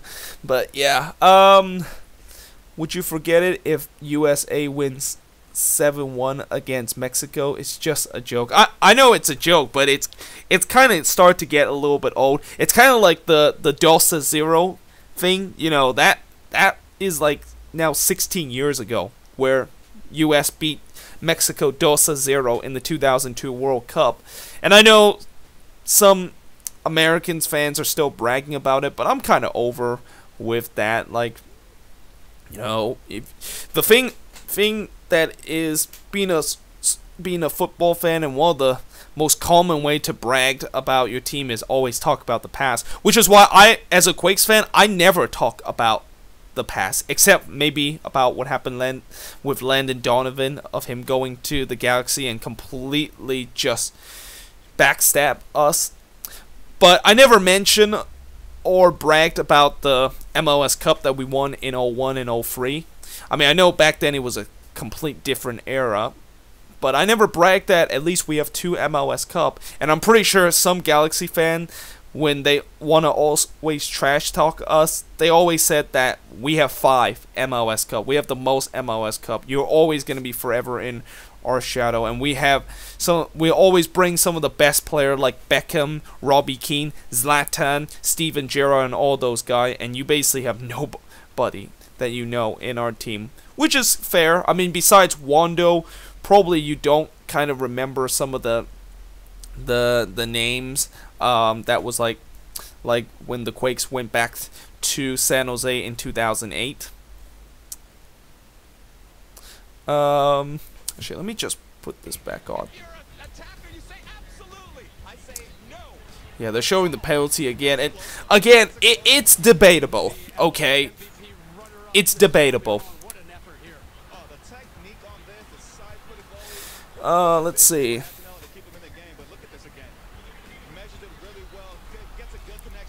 U.S. women best team ever. That's the counter. But then somebody will say women's soccer is not really just it's not like soccer. Like it's bad. It's not really like it's kind of. I mean, you know, the thing is, I usually don't watch U.S. women's team play.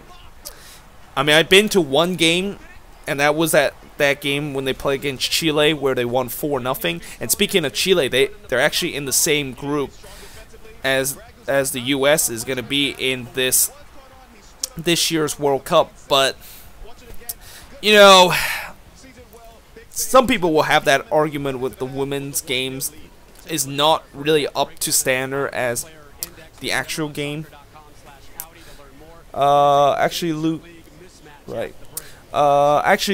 Losing against South Korea hurt much more than against Mexico. Sure, I think you guys will advance if you won against South Korea, if I'm correct. Portland can't park the bus anymore. Yep, that's true. They kind of still could, but you know, eventually they gotta have to go for it. I think they'll probably still stick to their game. They'll still try to go on the counter, which they've been very lethal at times this playoffs. Well, not necessarily in this game, but you know, I think if you decided to go forward, like you really want to go forward and trying to get that goal, you know, one concern I have with that is that you leave space behind, and that just plays right into Atlanta's hands.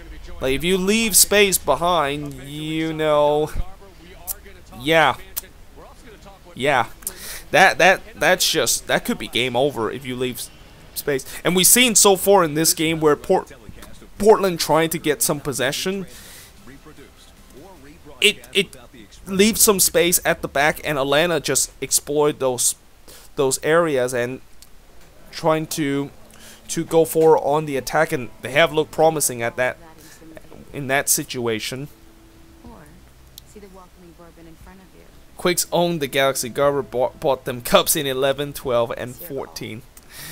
I mean, you know, with the Galaxy, the thing about the Galaxy is that right now the Galaxy is kind of a team that is still kind of stuck in this MLS 1.0 kind of mindset, which is why they still have Dom Kintner, although recently they just announced that Jason Kreis is going to be potentially their next manager, and Kreis is kind of another manager that was very promising doing the MLS 1.0 era back in the 2000s. And also they keep bringing in some old guys like Zlatan, Steven Gerrard, Ashley Cole, and all those guys. You know, that's a very MLS 1.0 kind of way to approach things. You know, the league has been moving on. Like, the league is transitioning into a point where you don't just get old guys, and that will work out perfectly for you. I mean, for some team it has worked out. Just look at DC United, for them getting Wayne Rooney and how much it worked out last season with Bastian Schweinsteiger from Chicago. Look how that worked out for them. But if you really want to compete and you really want to win an MLS Cup, you got to go to South America, look for those young talent, and yeah, that is the formula. And Atlanta is basically kind of the foundation of that formula, of them signing all these young guys, bring some young talent that they're going to sell in the off season, and also bring in a kind of coach that has a lot of experience and is kind of a big name. I mean, Tata Martino managed the Argentine team and also the Barcelona team, so that's pretty much the standard. Which is also why the Quakes decided to sign Mateus Almeida, because Almeida is also a big name too. I mean, it's not necessarily as big as Martino with Argentina, but you know, he's still Argentine, and he also led Chivas to that CCL Champions League last season. So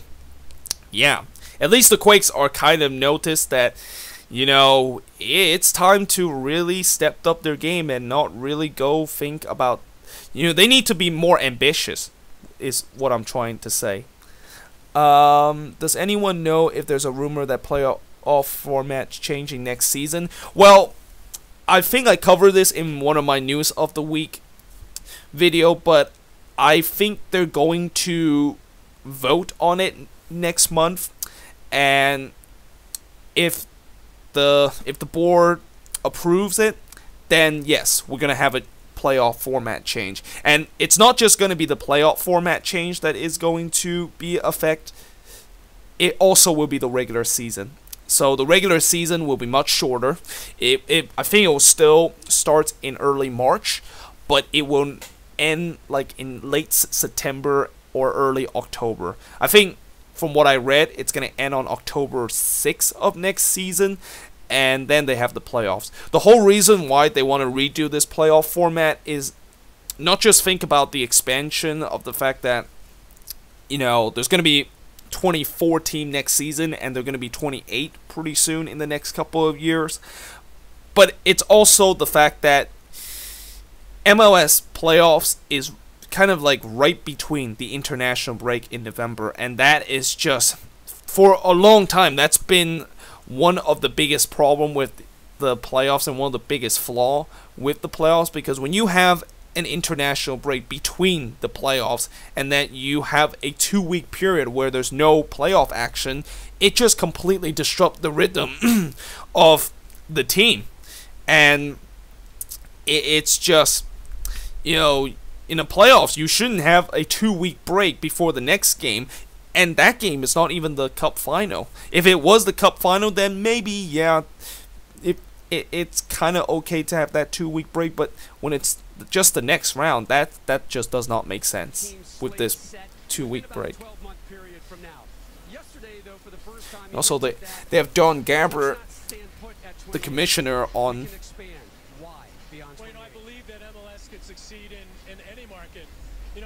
Oh, and now they're talking about expansion team. So Cincinnati is going to be next year. Inter Milan or Inter Miami. I know why I said Inter Milan, because Inter Miami basically just copy Inter Milan, their kind of way of saying it, just like Atlanta United kind of copy Manchester United or West Ham United. But yeah, Inter Miami is coming in 2020. Nashville SC is coming in 2020.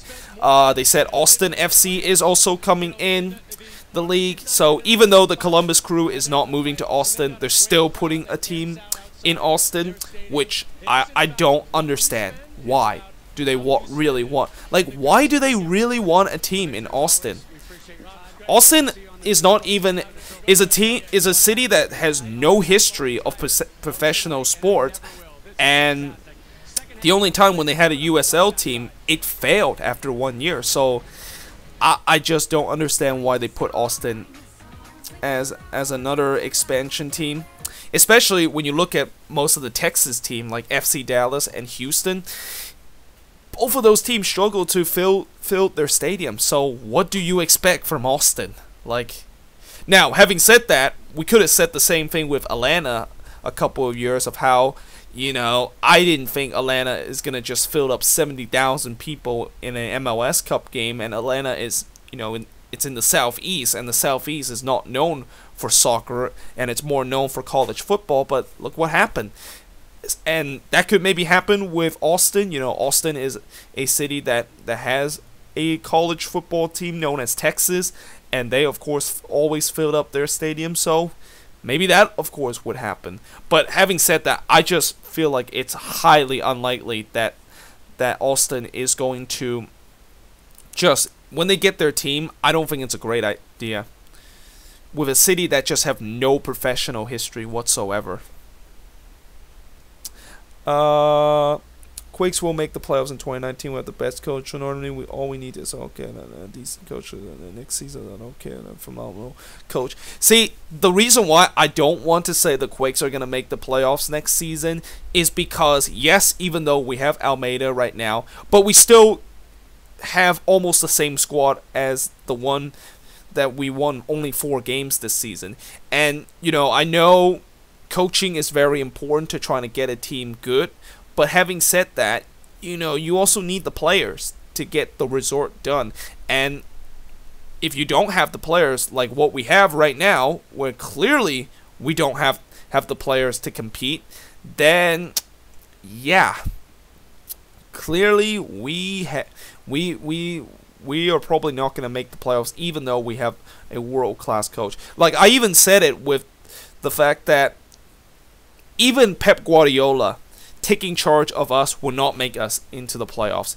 As good as Guardiola is, and he's considered, well, the best manager in the world, if you have a bad squad like this, obviously it's not going to go anywhere. So the bottom line is that I think we need to sign some new player. We need to improve this squad and just go from there. And I also want to see the team play on the pitch, and I want to see them get the resort first before saying that they're going to be in MLS Cup. Like, I'm not trying to be pessimistic right here, but I'm just saying that when you look at the current situation and you look at the squad that we have, it just still does not tell me that we are going to just, like, it's not very often where a team can have the worst season in MLS, well, the worst season that is, and they can just immediately turn around in the next season with the same squad. They need to have some big changes. So, what city do you think deserve to get an MLS team that haven't gotten them yet? Honestly, I would say Sacramento for sure, because Sacramento, remember a couple of years ago, they were supposed to get a team. Like, Don Gabbard even came to their town and say that we promise you that we're going to give you a team, and that promise, of course, was clearly broken. And then Don Gabbard came to Sacramento again last year to look at the MLS kind of expansion thing and look at the city, and he says that that is probably going to be a perfect fit, but unfortunately that did not happen because of the Cincinnati situation, which is why I feel like Sacramento clearly deserve a city.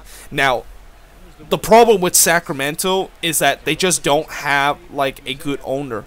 Like, their owner is not really, like, right now with expansion team, it's all about the money right now. Like, what Don Gabbard really wants is to see a team that is filled with money, because the league wants to earn like a lot of profit, and it's with Sacramento, they just don't have enough money. Like, the owner that they have are not committed to the club in terms of the profit terms, so that's why Sacramento is not getting it, even though Sacramento has already have a stadium ready and already have the fans ready.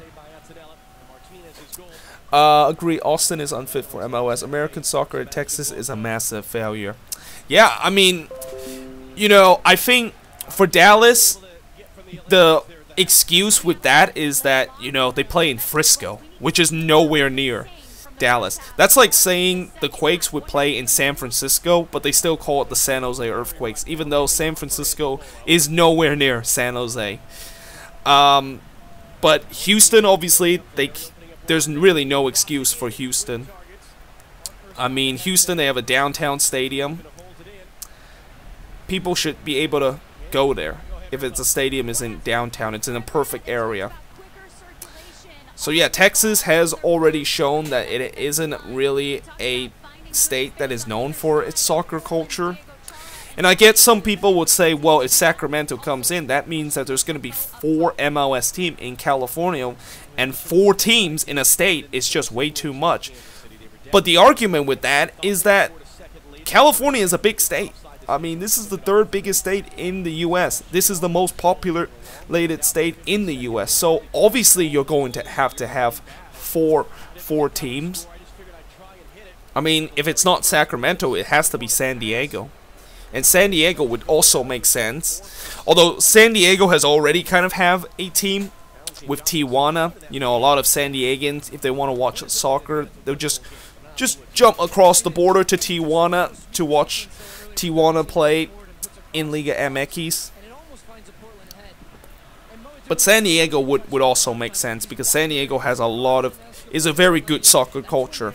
A lot of Latin community there that just really love the game.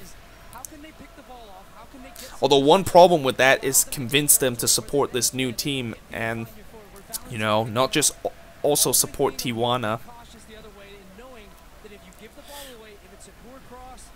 Quakes have also a better roster in 2018 than in 2017. Bad coaching, game day selection killed us.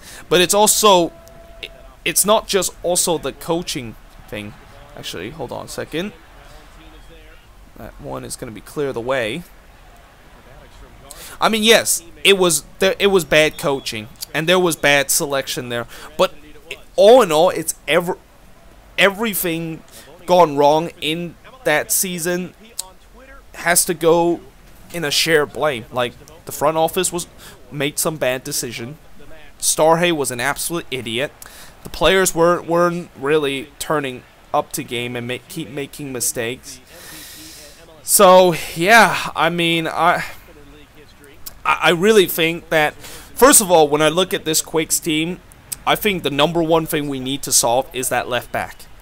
Like, that left back issue is something that we have not been able to sort out ever since Jordan Stewart left this club. And I know in MLS it's really hard to find a left back. It's one of the toughest positions to replace. Ooh, Ibovasi almost got there. But that was just a little bit too long there for him. But, you know, we need to get a left back so that we don't just keep getting exploited in that position, because teams, when I've seen teams play us, they always exploit that right side because they know that we don't have a left back. And we keep getting burned in that spot. The second position we might need to think about is goalkeeping, although I think Mark Sinkowski is probably the future. But we shall see. It's still very early in the off season. I don't really need to like panic of the fact that we haven't made any move. Ooh, wow. Valeri almost got there. Like, he was just inches away from maybe kicking that one into the back of the net and get past Guzan. To be fair, Portland has done pretty well so far in the second half.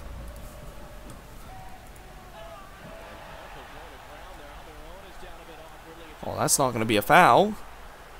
Oh, and here comes Portland again.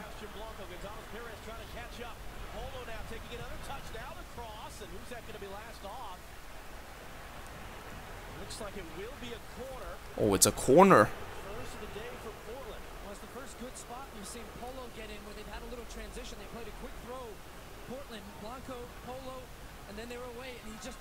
Touch. You mentioned it, John. That's when the gap had closed. He was trying to get a little closer to the byline for a cutback.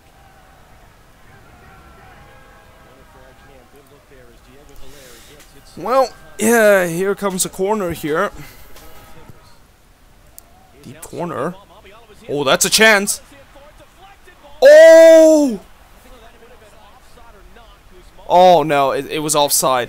Oh, I thought for a second Guzan was literally like he was in front of Guzan, and I thought that was a big miss. Yeah, Guzman was way off. It wouldn't count even if he puts it in. But imagine if he wasn't offside and he was in that position, that would be a huge miss. Like 2 yards out, how could you miss from that position?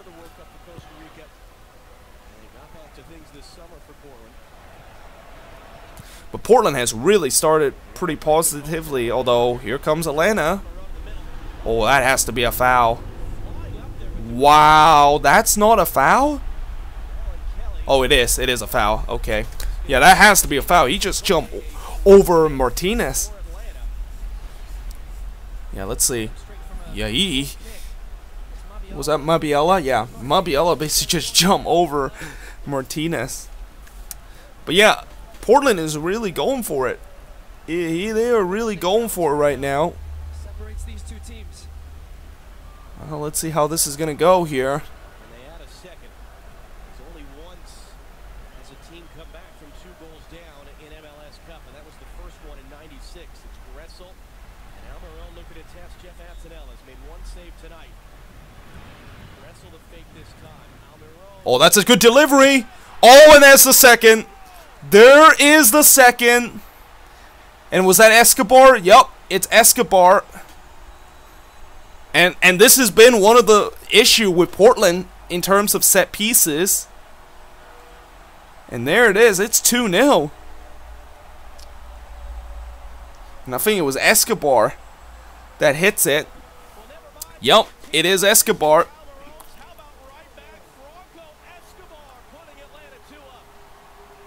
Something on the first free kick that we noticed.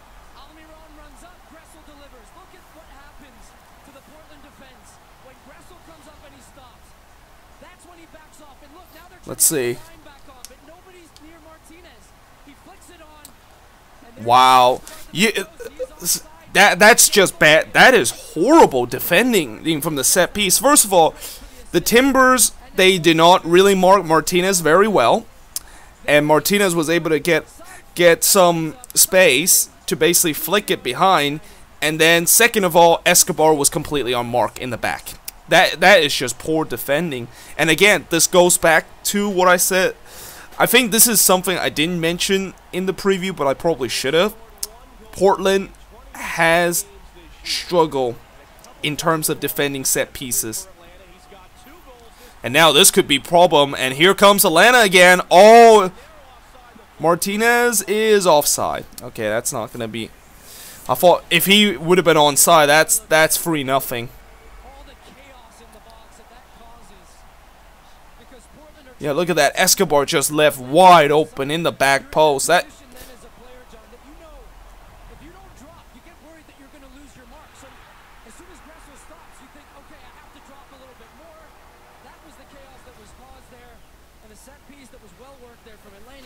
Yeah, it's 2-0 right now, and right now, I'll tell you what. If you're the Portland Timbers, yeah.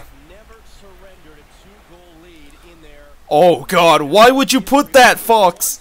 Why would you put that they never have lost a 2-0 lead graphics there? Oh, this is gonna go badly. Oh, is this a... Oh, no.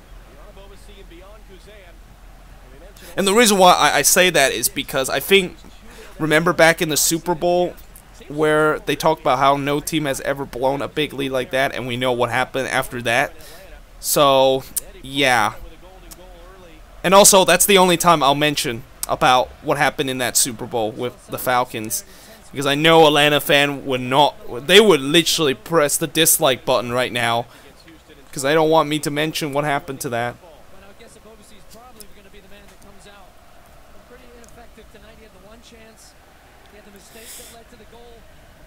I mean, if you're the Timbers, you got to go for it now. Milano is coming in. Loreno's going to run. He's got speed. He'll get him behind.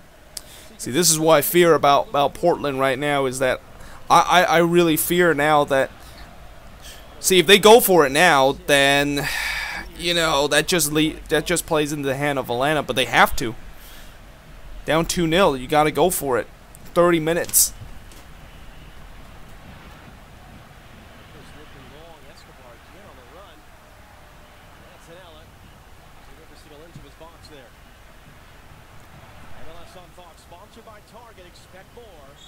Oh, that's going to be a foul. Oh, we got a little bit extra between Blanco and Larinowitz. His second MLS Cup one. It was Colorado in 2010. It's a foul, Larinowitz. It's a veteran move. He knows what he's doing. Wraps him up, losing his beat, and then not engaging, because Blanco, that's a little bit of frustration there, trying to get Larinowitz to bite, and he just walks away from it.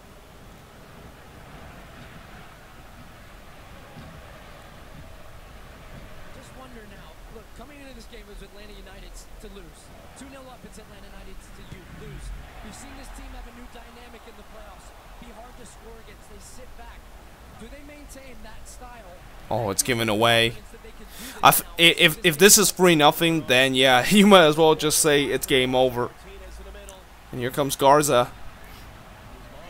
This is getting close to 3-0.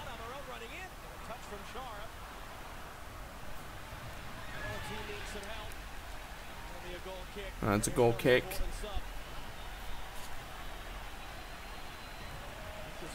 Much maligned since returning mid-season, a year and a half on loan back in his home country of Argentina. 1 goal, 1 assist in 10 games, including maybe the miss of the season in New England earlier this year. Oh yeah, of course they have to mention about that miss. Of how he basically just missed it from like 3 yards out with an open net.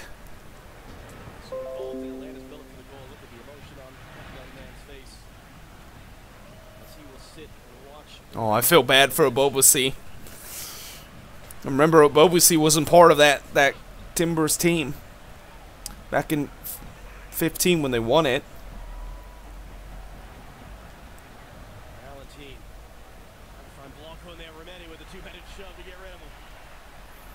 Oh, right now Atlanta is all over the Timbers. Oh, and that's going to be a foul. Yeah, right now Portland is really on the ropes. You're just waiting for your opportunity. This is the game that you wanted. This is for Atlanta United right now. The plan is going perfectly. They got those 2 goals, and now they have all the momentum. That time Martinez was pulled down from behind.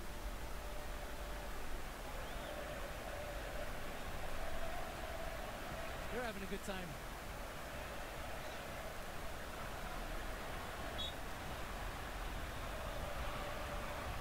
30 minutes left to see it out.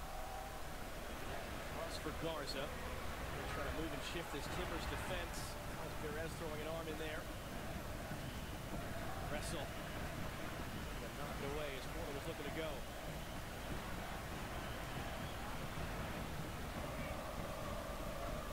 So again, it's Russell running in front of him. Now he's straight offside.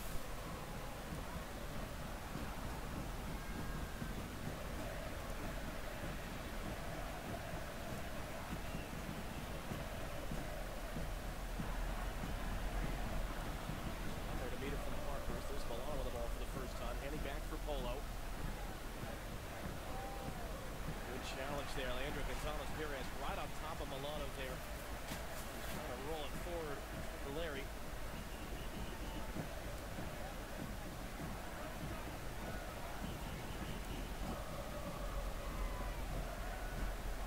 It's an LGP there for Atlanta fans.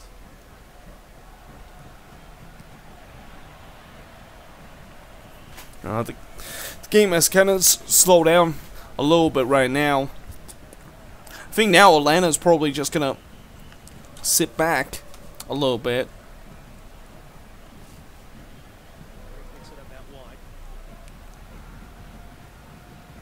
I mean, now the Timbers probably gonna have all the possession, And what I think Tata will do right now is just go on the counter. Oh, it's blocked away. Oh, it's too far there. So just a little bit too far.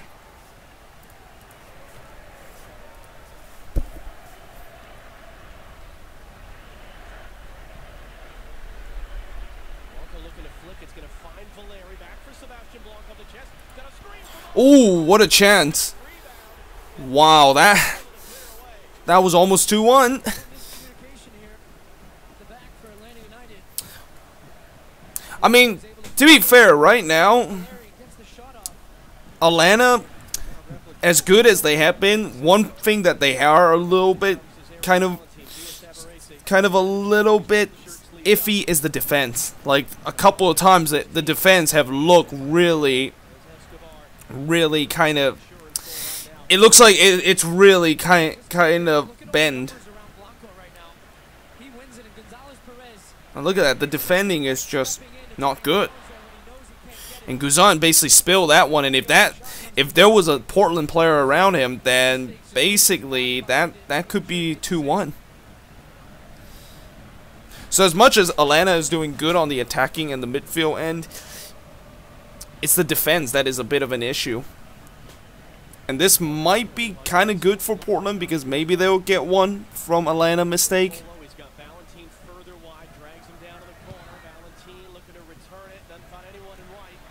Oh, that's a late. Is that a foul? Looks like he's gonna get up. Oh, and here comes Atlanta. A third goal would just put this game away. There's so much space on the right. There's literally nobody on that right side. Oh, that was a bad cross from Escobar.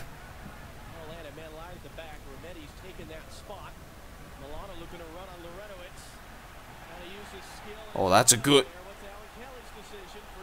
Oh, that's a foul? That didn't look like a foul. Huh, Milano is asking for a card. I mean, I don't think that's a card, even if he mistimed it, because, you know, I thought that was a clean challenge. Oh, actually, no. I mean, he kind of got the ball. I mean, I think that probably shouldn't have been a foul. But maybe it's something after that. Oh, here comes a set piece, and this is where Atlanta, or this is where Portland will have their chance. Oh, but that's not a good set piece.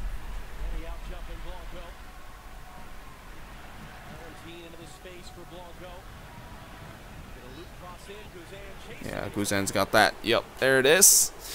Easily get to that one.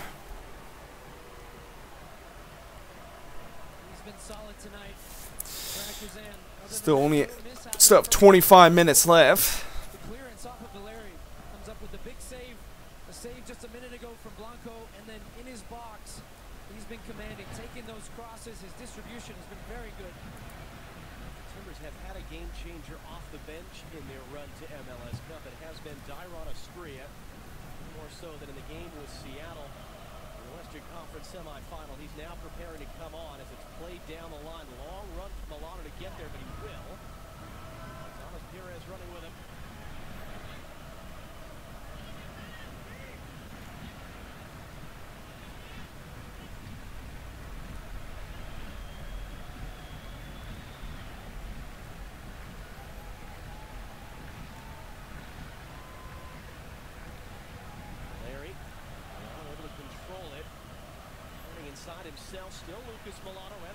Oh, it's gonna go right to Guzan.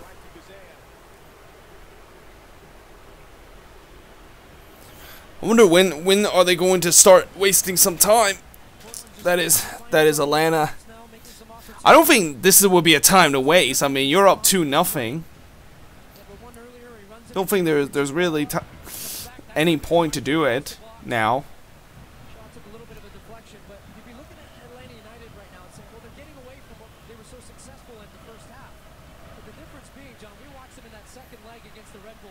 30% possession in that game and didn't concede a total less. Oh, here comes Atlanta again. This team is comfortable defending now and playing in the counterattack, and that's why Yeah, they right now Atlanta, when they're just defending at times, but they're basically counterattacking.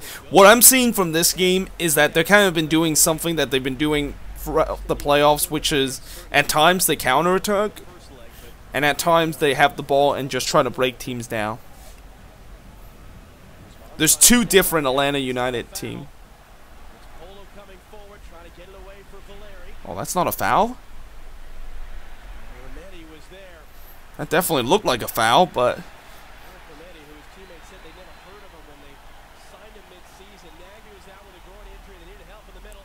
Oh, that's a foul.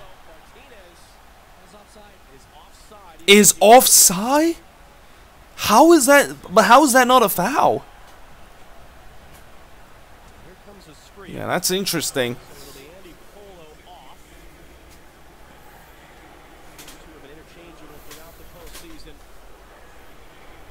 It looks like a Spirit is coming in. I mean, the Spirit hasn't been good throughout this playoffs. He did have that one brilliant game against the Sounders, but other than that, he hasn't been very good. Huh, and there you go. He basically just run the ball right out of bounds. That just shows you how Aspira has not been good so far. Like the first touch that he has, he run out of bounds.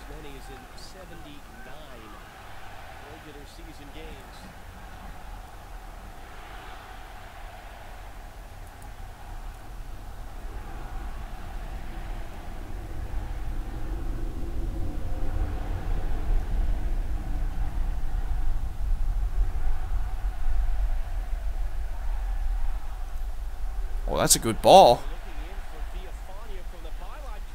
Oh, and Parker's did a good job clearing it, and now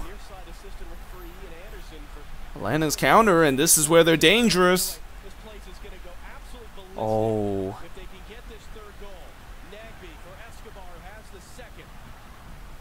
Almiron. Oh, no one's there.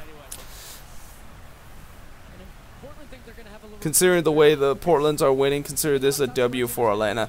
Yeah, I mean, right now, when I look at Portland, yo, they have created a couple of minimal chances, but it's not like golden opportunity. It's not like what we saw in the first half when Obovisi just missed a free header. And by the way, that is something that will be talked about. Like, if that one went in, it would have been 1-1. And that would have changed the whole competition if he finished that.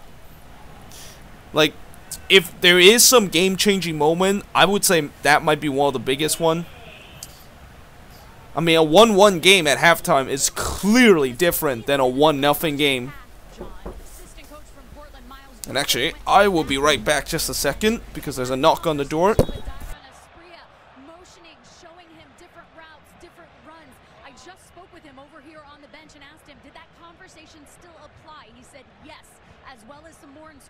Before we put Aspria into the game, what they saw was Andy Polo getting sucked inside. They feel like they need some width. All right.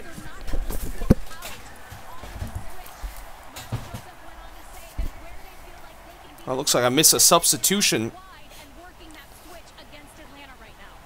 Oh, but here comes Atlanta. Oh, looks like Gressa able to win it back. Oh, and Martinez almost made it free. Well, that looks like 3-0. That's a good cross from Gresso. Oh, and Martinez had a oh, that's a free header right there from Martinez. He doesn't miss the most of those.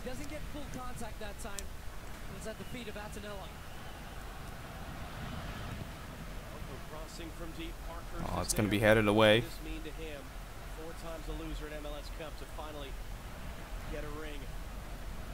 And we see out the final 20 minutes or so for Atlanta. Aspria hooking the cross in. Milano couldn't get clean. Oh, looks like it's going to be cleared away. Yep. Cleared away easily. Doing well at Timber still has it though. Oh. It's going to be a corner. Although the Timbers are trying to get that one back. And right now, Atlanta is clearly just switching to counter-attack mode. So if the Timbers score one, I wonder would Atlanta go back to their shape that they were in the first half, which is mostly dominating possession. Because they're just sitting in, protecting this 2-0 lead right now. And again, a third goal surely puts to the end of this game. Unless there's something spectacular that we've seen.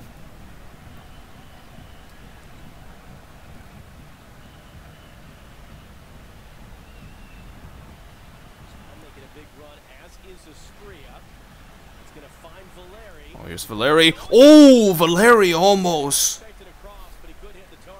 Just looked to step off tonight, Valeri. I wonder if that early little knock he picked up, John, had anything to do with it. But for a guy that has 5 goals, 6 assists in his last 10 playoff matches, talked about the 11 giveaways. I mean, it was not a good angle from Valeri to shoot that, but you know, Valeri, one of the best player in the league, that was almost, you could have, you definitely could have put some bet that he could finish that. It sounds like Joseph Martinez is going to get a very, very loud curtain call. Also, looks like they're about to sub off Martinez. Prepares to replace him. Well, it looks like the fans are putting out their, getting out their phones and pretty much putting the lights on. In his first 2 years, the inevitable question: how long is he going to stay? Why would you leave this though? I gotta join in.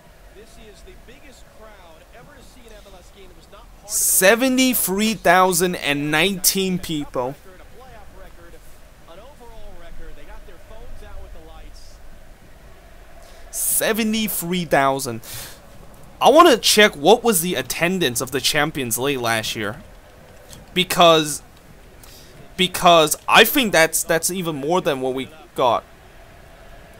Let's see. Yeah, last year was only 61,000. That's more than, and even the previous year it was only 65. And then the previous year when it was in Milan, it was only 71,000. So basically, this has been one of the biggest crowd.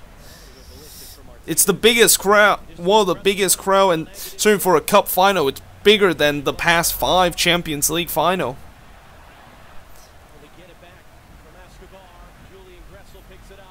I mean, it is incredible. 73,000 people showed up for this game. Remember, this game sold out very quickly. Like, the only ticket you can find is on SeatGeeks or StubHubs, and you would pay like 3 times more. And yep, Villalba is coming in.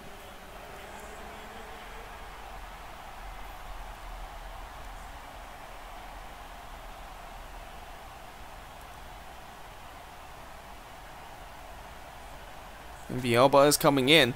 Now I wonder, would they sub off Almiron? If they sub off Almiron, this place will just erupt. Like, because remember, Almiron, this most likely it's his last game. And I wouldn't even say most likely, it is his last game. Because they say that he is going to go to Newcastle. Is this the best we've seen from Joseph Martinez? Probably not. But does it matter? Absolutely not. Because I mean, he scored the goals. And he scored the winning goal, so consistently for Atlanta United this season, and in a big moment when that opportunity presented itself, he finished it off, and then he provided the assist. He got himself in a good man, he is absolutely exhausted. what it means to him.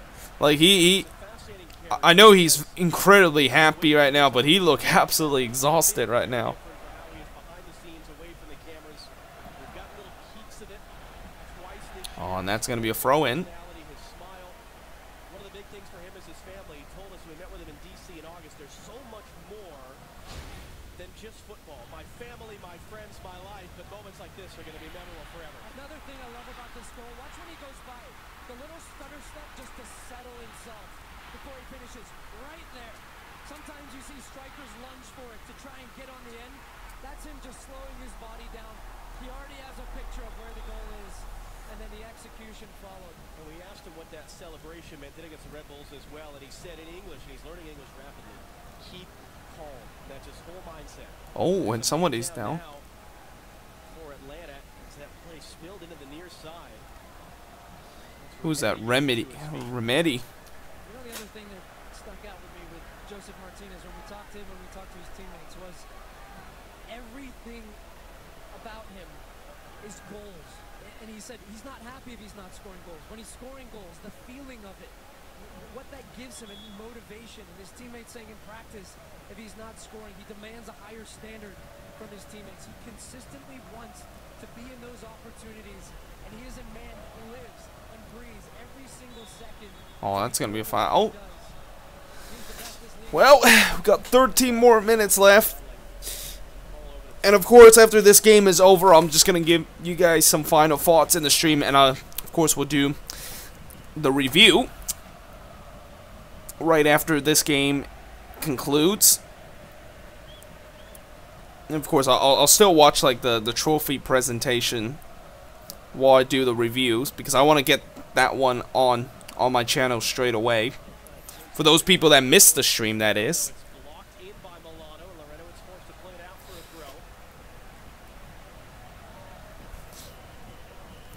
I mean, for Portland, it's really now or never now. They got to score soon.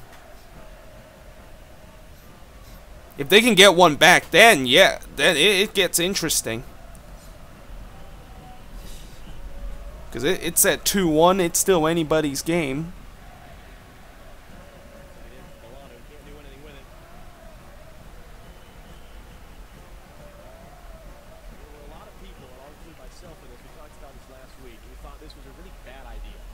Bringing an MLS expansion team to Atlanta. Not a great sports town. It's a big city. MLS doesn't work in big cities. Soccer isn't really popular in the South. Well, here's 73,000 people and change who disagree with that. And it's an interesting contrast. Portland has played a playoff game in Atlanta before. 2007, back in USL against the Atlanta Silverbacks at their stadium out in the suburbs. There were a couple thousand people there for the first leg of the semifinal. Atlanta ended up winning that series in a shootout, and it is quite remarkable what has happened in 2 years. The explosion surrounding this team, you see it all over town. People wearing shirts, people with flags in front of their houses. Yes. It's for sale everywhere. We felt the buzz throughout the city in the week and the days leading up to this game. Will there be some kind of party if they can see this out in the next game? I mean, there definitely is going to be a party. I mean, people would, like, if Atlanta holds on to this. Oh God, is Arthur Blank going down? Just the other day, as he maybe trepidatiously makes his way down the field, you can feel in the rest. Oh God, last time he decided to do that, yeah, that did not go well. So I hope, I wish he could have just done it after the game is over. But here comes Atlanta. Oh, that's a foul. That's a yellow. That has to be a yellow. Yeah. And also, by the way, oh, yeah, it's not a red card.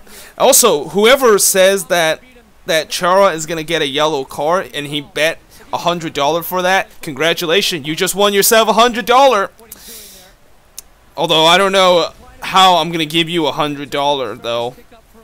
That's the thing. I mean, yeah, that was clearly a yellow card. Clearly.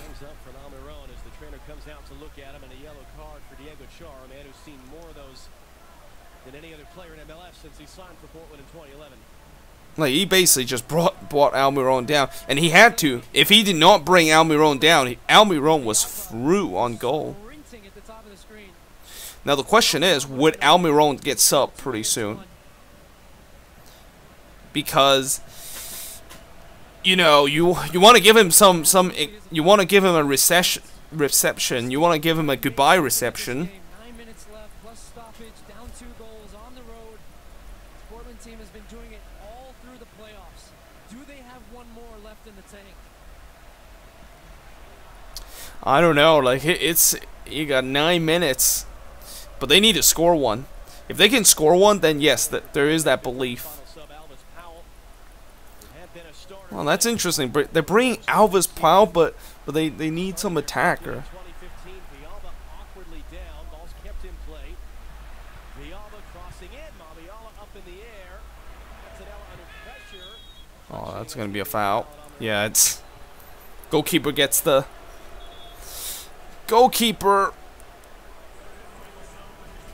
benefit there. Who makes away.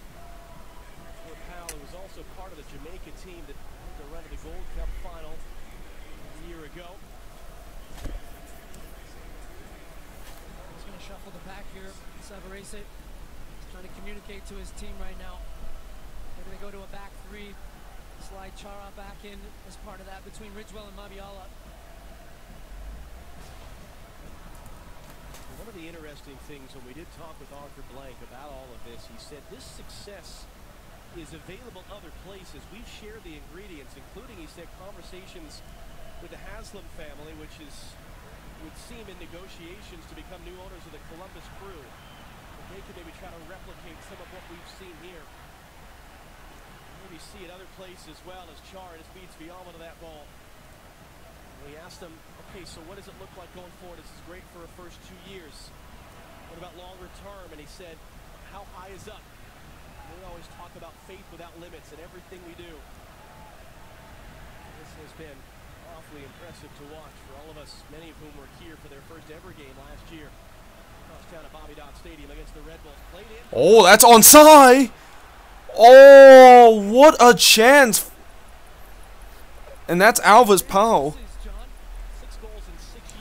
Oh my! Alvis Pau. That's a good ball, and holy crap, he was one-on-one. I mean, I get Alvis Pau is not really a guy that scored a lot of goals, but I mean, that was like one-on-one. And this has been kind of sums up Portland's night. Like they just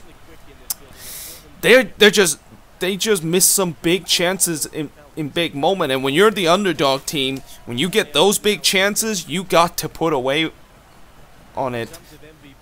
You know, the Abobasi chance early on, and now the Powell chance. That should have been 2-1.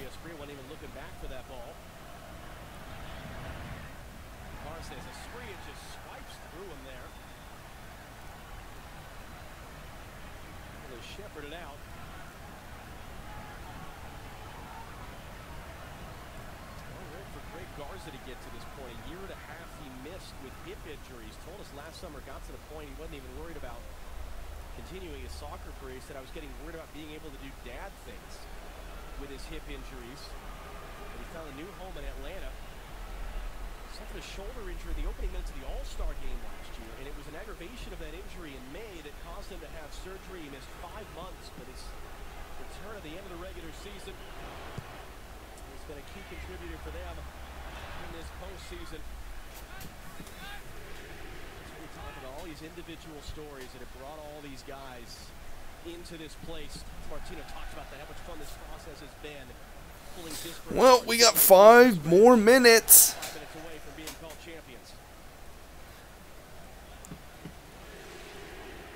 5 more minutes in this season left.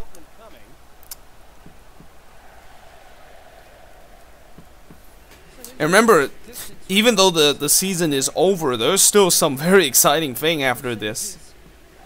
There's a lot of exciting things happening after this.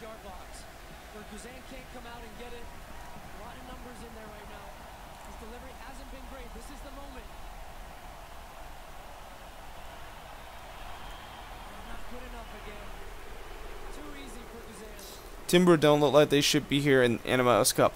Well, you know, the thing about the Timbers is that they have fought so much adversity throughout this season and also in the playoffs. I mean, you know, they kind of rode their luck at times, especially when they won in penalties against Seattle, where they could have easily lost that one. And you could say that they weren't supposed to be in here in this situation, but you know, I think at the end of the day, I don't think a lot of Timbers fans will be disappointing disappointed that they lost this. I mean, yes, they'll be disappointed that they lost a cup final, but when you look at throughout their season, I think there's got to be a lot of positive taking out of this, considering the fact that the Timbers, you know, oh, that is going to go right to Guzan, but considering the fact that the Timbers, you know, they start the season with their 5-game winless streak, and there was so much question surrounded this team, the way that they're able to get that 15-game unbeaten streak and heading into the playoffs to get on this hot streak, it's very impressive. But again, I just think that coming into this game, we knew that this was going to be a tough task for them. And, you know, I thought so far, from what I'm seeing from this game, I feel like maybe the Timber could have done a little bit better in terms of maybe finish those chances, because they did had some big chances in this. However, I just think that when you look at this game, class clearly shows in this game. And that is, Atlanta just has so much better players and so much more quality that at the end of the day, it is kind of what it is.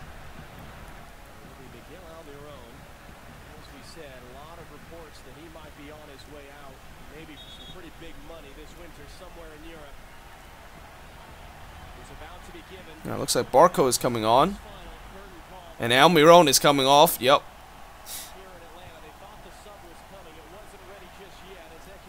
Yeah, obviously they're gonna sub Almiron off, because this is gonna be his final game. It only makes sense. They might as well. Tata Martino need to do a lap after this game, because that's also his last game too.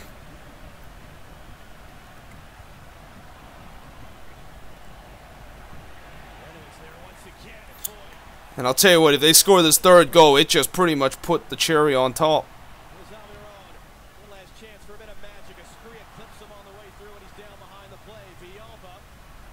Oh, Villalba still going. Oh, not this time. Oh, and that is going to be wide. I can't tell you the number of times this year I have watched Villalba dribble tackle defenders. Oh, they still are not making the sub here.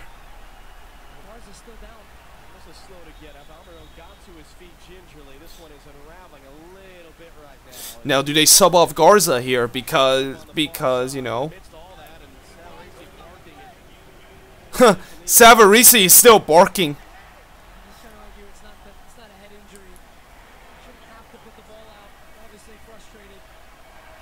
Yeah, Savarese. Well, Savarese is about to become back-to-back loser in Cup final, because remember last year the Deltas beat his Cosmo team, and I was actually at that game too.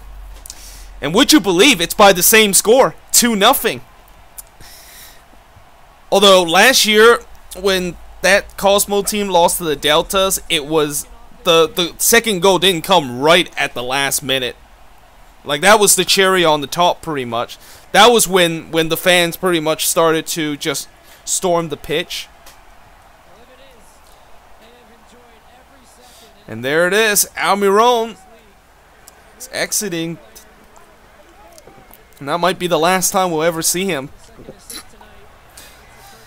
with an Atlanta shirt. And they put 5 more minutes here. So much strain on the ground. Yeah, they're ready to celebrate now.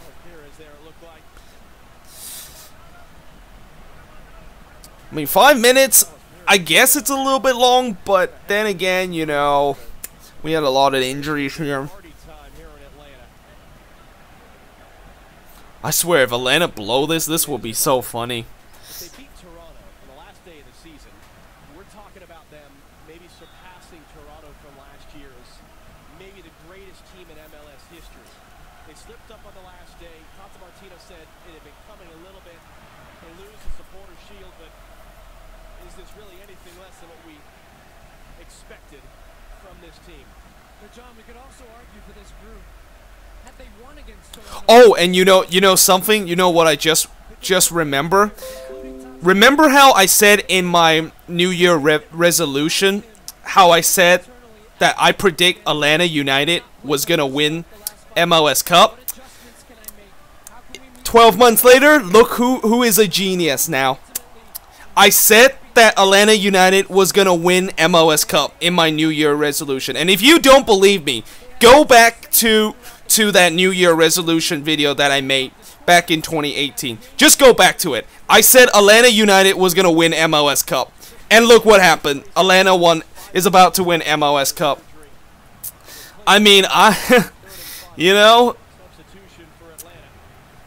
I literally just thought about that. Like, I literally thought that, you know, did I just make a prediction that Atlanta was going to win MLS Cup? Yeah. Bro, the Eastern Conference has hoped MLS Cup. Will the West ever be good as the East? You know, the West used to be very good. Like, these last 3 years, there definitely has been a power shift in terms of both conferences. The West used to be just really, really good. Like, you look at the West, they have really just, they were for a long time with the better conference. Like, especially with like teams like the Galaxy being so dominant. Yeah, I mean, the West was really dominant, but then it kind of fell apart a couple of years ago because the Galaxy wasn't doing very well. You know, the Sounders was still okay, but you know, the East really started to be better. And the East obviously has some of the best team, like Atlanta, like TFC, like Atlanta. Oh, I said Atlanta, but the Red Bulls, for example. The East is just so much better, and I think it's gonna continue unless something change. Oh, that's gonna be a car. Now, what's gonna be interesting is what's gonna happen to Atlanta. What's gonna happen to Atlanta next year? Because next year they won't have Almiron, they won't have Tata Martino. Most likely they're probably going to get Chiletto from Boca Junior, but you don't know if Chiletto is going to be as good as Tata Martino. And we've seen so far this season with Atlanta, without Almiron, they do not look that good. Like, they look vulnerable. So we'll see how Atlanta would be next season, and we'll see how they, and the champ CCL is going to be very interesting for them. You know, a lot of people have been talking about how they want to see Atlanta in CCL. Well, next season, there you go. Next season. And speaking of CCL, oh, that's 3-0. Oh, Villalba, you could have made it 3-0 right there. Yeah. But, yeah, you know, it's going to be interesting to see how they do in CCL. And will they, of course, win CCL, becoming the first MLS team to do it? They certainly could. And with Atlanta winning this, that means the Red Bulls are going to go to CCL.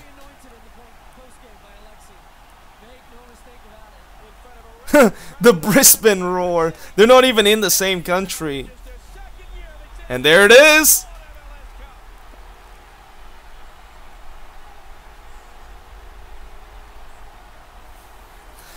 There it is. Atlanta United, MLS Cup champions. And I think I should buy an Atlanta shirt now because they won the MLS Cup. Yeah, they're going crazy right now. And I predicted them to win MLS Cup from right in the beginning of the year, and they did it. Camera on the TV, please. What's the score? It's 2-0. No, I'm not gonna put it on the TV because that's copyright. And someone's already got the news. How did it get the newspaper so soon? How in the world did they get the newspaper so soon? Yeah, it is all over.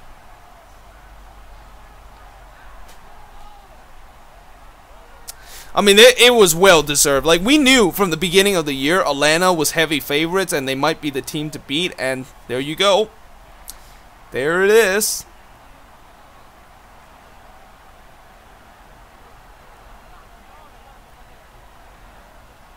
But yeah, that is pretty much it for the stream.